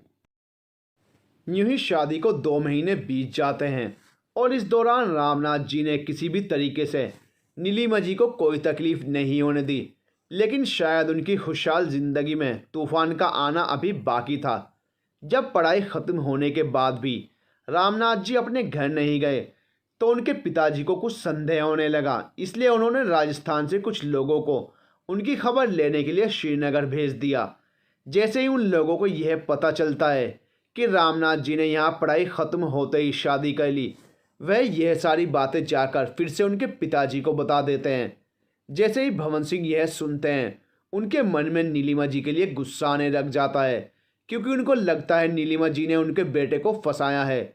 और उसी वक्त यह ठान लेते हैं कि हर हाल में नीलिमा जी को रामनाथ जी से अलग कर कर ही रहेंगे, क्योंकि वह अपनी बनी बनाई इस इज्जत और रुतबे को लोगों के सामने मजाक बनता हुआ नहीं देख सकते। उसके लिए फिर चाहे उनको अपने ही खून की खुशियों की बलि क्यों न चढ़ानी पड़ जाए। जैसे ही भवन सिंह को यह पता चलता है कि उनके बेटे ने उन्हें बिना बताए शादी कर ली, तो उनका गुस्सा सातवें आसमान पर पहुंच जाता है और वह तुरंत राजस्थान से श्रीनगर के लिए निकल जाते हैं। लेकिन इस दौरान रामनाथ जी काम करते वक्त अपने पिताजी के आदमियों को वहां देख लेते हैं, इसलिए मौका पाते ही वे नीलिमा जी को लेकर वहां से निकल जाते हैं। उन्हें अच्छे से पता था कि उनके पिताजी को श्रीनगर आने में लगभग 3 से 4 दिन का समय लगेगा, इसलिए वह तुरंत वहां से नीलिमा जी को लेकर हरिद्वार आ जाते हैं। हरिद्वार उत्तराखंड। जैसे ही नीलिमा जी और रामनाथ जी हरिद्वार पहुंचते हैं, नीलिमा जी उन्हें नासमझी के भाव से प्रश्न पूछती हैं, तो रामनाथ जी उनको समझाते हुए कहते हैं, हमारे पिताजी को शायद हमारी शादी के बारे में पता चल गया है और हमने आपको यह पहले ही बता दिया था कि हमारा परिवार कैसा है, इसलिए हम आपको सुरक्षित रखने के लिए यहाँ लेकर आए हैं। अब याद रखना कि हम वापस जाकर पिताजी से बात करेंगे और उन्हें आपसे दूर रखने की कोशिश करेंगे, क्योंकि इतने सालों में हमने यह जान लिया है कि वह किसी भी तरह से अपनी शान और रुतबे के खिलाफ जाकर हमारी शादी को नहीं अपनाएंगे। उन्होंने पहले ही हमारे लिए एक अमीर घराने की लड़की देख रखी थी। यह सब बोलते वक्त रामनाथ जी की आंखों में उदासी साफ दिख रही थी। नीलिमा जी रामनाथ जी की आंखों में सच्चाई साफ देख सकती थी, और यह भी सच है कि रामनाथ जी ने उनसे कभी सच्चाई को छुपाया भी नहीं। नीलिमा जी को हरिद्वार में सुरक्षित करने के लिए उन्होंने अपने एक दोस्त का सहारा लिया और वहां से फिर श्रीनगर आ गए। लगभग 2-3 दिन में भवन सिंह श्रीनगर आते हैं, तो उनको रामनाथ जी काम सीखते हुए अपने दोस्त के यहाँ रहते हुए मिलते हैं, जिसे देखकर भवन सिंह अपने भेजे गए आदमियों पर खूब चिल्लाते हैं। यूं ही भवन सिंह कुछ दिन रहकर चले जाते हैं, तो रामनाथ जी नीलिमा जी को फिर से यहाँ अपने पास लेकर आ जाते हैं। धीरे धीरे दिन बीतते जाते हैं। बीते हुए दिनों में कुछ दिनों के लिए ही सही, लेकिन रामनाथ जी राजस्थान जाकर परिवार से मिलाते थे। राजस्थान में राजनाथ जी की माँ मिश्री जी को नीलिमा जी के बारे में सब कुछ पता था, और उन्हें नीलिमा जी के बारे में जितना बताया गया उन्हें वह बहुत अच्छी लगी। मिश्री जी ने नीलिमा जी को अपनी बहू के रूप में स्वीकार कर लिया था। यूं ही इनकी शादी को लगभग 1 साल से ज़्यादा हो जाता है, और इस 1 साल में नीलिमा जी को पता चलता है कि वह माँ बनने वाली हैं। इस खुशी के बारे में जब वो रामनाथ जी को बताती हैं, तो उन्हें तो जैसे सारी दुनिया जहाँ की खुशियाँ नसीब हो जाती हैं। नीलिमा जी माँ बनने वाली हैं, यह खुशखबरी तुरंत जाकर रामनाथ जी अपनी माँ को बताना चाहते थे। इसलिए जैसे ही उन्हें पता चला, उन्होंने अपने एक दोस्त की पत्नी को उनके पास छोड़कर राजस्थान जाना ही सही समझा। रामनाथ जी राजस्थान जाकर अपने पिताजी से विनती करते हैं कि वे 1 साल के लिए अपनी माँ को अपने साथ रखना चाहते हैं, क्योंकि उनकी माँ को तीर्थ करना था। तीर्थ तो एक बहाना था। दरअसल मिश्री जी इस दौरान नीलिमा जी को अकेला नहीं छोड़ना चाहती थी, इसलिए तीर्थ का बहाना बनाते हुए वह भी रामनाथ जी के साथ श्रीनगर आ जाती हैं। नीलिमा जी अपनी सास के रूप में माँ को पाकर बहुत खुश होती हैं, और धीरे धीरे उनके दिन मिश्री जी के साथ और भी ज़्यादा खूबसूरत बीतने जा रहे थे। आखिर वह दिन भी आया जब नीलिमा जी ने खूबसूरत सी राजकुमारी को जन्म दिया। नीलिमा जी की बेटी देखने में उनकी ही तरह बहुत खूबसूरत थी। जैसे ही मिश्री जी ने अपनी पोती को देखा, उनके मुंह से सिर्फ एक शब्द निकला, ख्वाहिश। ख्वाहिश जो उनके मन में हमेशा से थी, एक बेटी की, लेकिन उनके नसीब में कभी थी ही नहीं। और आज जब उन्होंने अपने बेटे की संतान के रूप में बेटी को देखा, तो जैसे उनके सारे सपने पूरे हो गए। तब से उस नन्ही सी राजकुमारी का नाम नीलिमा जी और रामनाथ जी ने ख्वाहिश सिंह रख दिया। कुछ समय बाद मिश्री जी भी वापस राजस्थान आ गई। जब ख्वाहिश लगभग 4 महीने की हो गई थी, अपनी माँ को वापस राजस्थान छोड़ते वक्त रामनाथ जी को 1 हफ्ते तक राजस्थान में ही रहना पड़ा। एक दिन जब रामनाथ जी वापस जाने के लिए जैसे ही अपने पिताजी के कमरे में दाखिल होने वाले होते हैं, कि तभी उन्हें भवन सिंह जी की तेज़ आवाज़ आती है, जो कह रहे थे, इतने दिन कहाँ मर गए थे जो अब ये बात आकर बता रहे हो कि उस औरत ने एक बेटी को भी जन्म दे दिया है। इतना बोल भवन सिंह सामने खड़े उस आदमी को गोली मार देते हैं। बाहर खड़े रामनाथ जी को यह समझने में देर नहीं लगती कि उनके पिताजी को यह पता चल गया और उन्होंने अब तक शादी कर ली थी। इतना बोल वे अपनी माँ के कमरे की तरफ भागते हैं और उन्हें सब कुछ बताते हैं। उनकी माँ उन्हें कुछ पैसे देते हुए कहती हैं, नीलिमा और ख्वाहिश बेटी को यहाँ से दूर लेकर चले जाओ। अगर तुम दोनों उत्तराखंड में रहे तो हो ना हो एक दिन तुम्हारे पापा तुम्हें ज़रूर पकड़ लेंगे। इससे अच्छा तुम उत्तराखंड को छोड़कर किसी और राज्य में जाकर रहने लगो। तभी रामनाथ जी उनकी तरफ देखते हैं तो मिश्री जी कहती हैं, हमारी चिंता ना करें, आपके पिताजी हमें कुछ नहीं कहेंगे, ये हम जानते हैं। बस जाकर राजकुमारी और नीलिमा जी का अच्छे से ख्याल रखना। रामनाथ जी अपनी माँ का आशीर्वाद लेकर पीछे वाले गेट से निकल जाते हैं। अगले एक दिन में रामनाथ जी श्रीनगर पहुँचते हैं और श्रीनगर पहुँचते ही वे बिना किसी से मिले नीलिमा जी को बिना कुछ बताए सब कुछ ज़रूरत का सामान लेकर फिर से एक ट्रेन पकड़ते हैं और इंदौर के लिए निकल जाते हैं। नीलिमा जी जो रामनाथ जी के चेहरे को पढ़कर समझ गई थी कि ज़रूर एक बार फिर भवन सिंह को उनके बारे में पता चल गया है। इस बार वे पहले से ज़्यादा घबराई हुई थी क्योंकि पहले तो वे दोनों अकेले थे, लेकिन इस बार उनके पास एक नन्ही सी जान थी जो उनके लिए उनकी जान से भी ज़्यादा प्यारी थी। यूं ही लगभग 3-4 दिन में रामनाथ जी नीलिमा जी को लेकर इंदौर उतरते हैं, जहां वे मिश्री जी के दिए हुए पैसों से एक फ्लैट खरीदते हैं और उन्हें वहां सेटल करके फिर श्रीनगर के लिए निकल जाते हैं। इस बीच उन्हें जब भी वक्त मिलता तो वह नीलिमा जी को पैसे देने के लिए इंदौर आ जाया करते। धीरे धीरे ख्वाहिश बड़ी होने लगी और उसे अपने पिता को देखने की ख्वाहिश और भी ज़्यादा होने लगी, लेकिन कभी ऐसा हुआ ही नहीं कि ख्वाहिश ने उन्हें देखा हो। जब ख्वाहिश थी भी सिर्फ 1 या 2 साल की। इस दौरान जब रामनाथ जी आते हैं तो वह नीलिमा जी की गोद में सर रखकर फूट फूट कर रोने लग जाते हैं। रामनाथ जी को ऐसे देखकर नीलिमा जी हैरान रह जाती हैं और वे उनसे परेशान होकर पूछती हैं तो रामनाथ जी उन्हें बताते हैं कि उनके पिताजी को उनके बारे में सब पता चल गया है, लेकिन उन्हें यह नहीं पता है कि आप कहाँ हैं। उन्होंने हमारे सामने एक शर्त रखी है कि अगर हम आपको छोड़कर उनकी बताई हुई लड़की से शादी करें तो वह आपको और ख्वाहिश को जिंदा रहने देंगे, वरना आप दोनों को मार देंगे। यह बात सुनकर नीलिमा जी बेहोश होने की कगार पर आ जाती हैं, लेकिन रामनाथ उनको संभालते हुए कहते हैं, हमें आपकी और चीकू की रक्षा के लिए यह करना पड़ेगा, लेकिन हम आपकी कसम खाकर वादा करते हैं कि हमने उस औरत से शादी करने के लिए यह शर्त रखी है कि हम उसकी मांग में सिंदूर नहीं भरेंगे। नीलिमा जी भरी निगाहों से देखती हैं तो रामनाथ जी उन्हें गले से लगा लेते हैं और धीरे धीरे दोनों के बीच की सारी दूरियां ख़त्म हो जाती हैं। इस पल में नीलिमा जी को रामनाथ जी के अलावा कोई दिखाई नहीं दे रहा था। रामनाथ जी ने जाते जाते फिर से मिलने का वादा किया कि वह हमेशा चीकू की देखभाल अच्छे से करेंगे और उन्हें पैसों की कोई कमी नहीं होने देंगे। यूं ही दिन बीतते गए और रामनाथ जी की शादी दूसरी औरत से हो गई जो कि एक लालची औरत थी। उसे सिर्फ रामनाथ जी की दौलत में दिलचस्पी थी।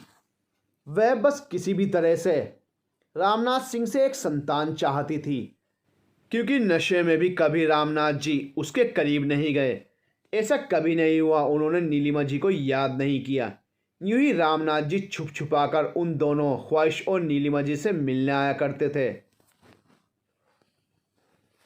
धीरे धीरे नीलिमा जी ने यह फैसला किया कि वह वापस अपने शहर श्रीनगर आके रहना शुरू कर देंगी। इसलिए रामनाथ जी को कहकर उन्होंने श्रीनगर में ही एक नया घर बनवा लिया और वहाँ पर ख्वाहिश के साथ रहने लगी। धीरे धीरे ख्वाहिश बड़ी होती जा रही थी और उसे अपने पिता को देखने की इच्छा और भी ज़्यादा होने लगी, लेकिन कभी अपने पिता को अपने पास न पाकर उसे उनसे नफरत सी होने लगी। धीरे धीरे अकेले रहने और हमेशा चिंता में रहने की वजह से नीलिमा जी ब्रेन कैंसर का शिकार हो गई थी और उन्होंने यह बात ना तो रामनाथ जी को बताई और ना ही अपनी इकलौती बेटी को। यूं ही एक दिन रामनाथ जी का इंतज़ार करते करते नीलिमा जी की मौत हो जाती है, लेकिन आखिरी वक्त में उनके साथ अगर कुछ अच्छा हुआ तो वह था कि नीलिमा जी को अपने पिता का प्यार वापस मिल गया था। इस वक्त वैभव के सामने ख्वाहिश की सारी असलियत और सच्चाई आ गई थी कि जैसे उसके बाद उसने अपने नाना के कहने पर उनके साथ रहना शुरू किया, लेकिन उनकी दोनों मामी और उनके बच्चों ने मिलकर ख्वाहिश का जीना हराम कर दिया था, जिससे तंग आकर ख्वाहिश ने आत्महत्या करने का मन बना लिया था और अपनी माँ के पास जाना था। लेकिन बीच में ही प्रीति और श्रुति उसे मिल गई और वे यहाँ ठकराल महल आ गई। यहाँ आकर जब दादाजी ने उन्हें रिद्धि जी के बारे में बताया तो ख्वाहिश के मन में सिर्फ इतना ही था कि वह अपनी माँ को तो नहीं बचा पाई, लेकिन वह रिद्धि जी को कुछ भी नहीं होने देगी। और तब से ख्वाहिश किसी साय की तरह हमेशा रिद्धि जी के साथ रहती है। वैभव को तो पहले भी ख्वाहिश पर किसी भी तरह का संदेह नहीं था, कुछ था तो वह था सिर्फ गुस्सा। वह भी ख्वाहिश की मासूमियत, उसकी सादगी, उसका सबकी फिक्र करना, इस सब में जैसे गायब सा हो गया था। अब उसे ख्वाहिश से कोई दिक्कत नहीं थी।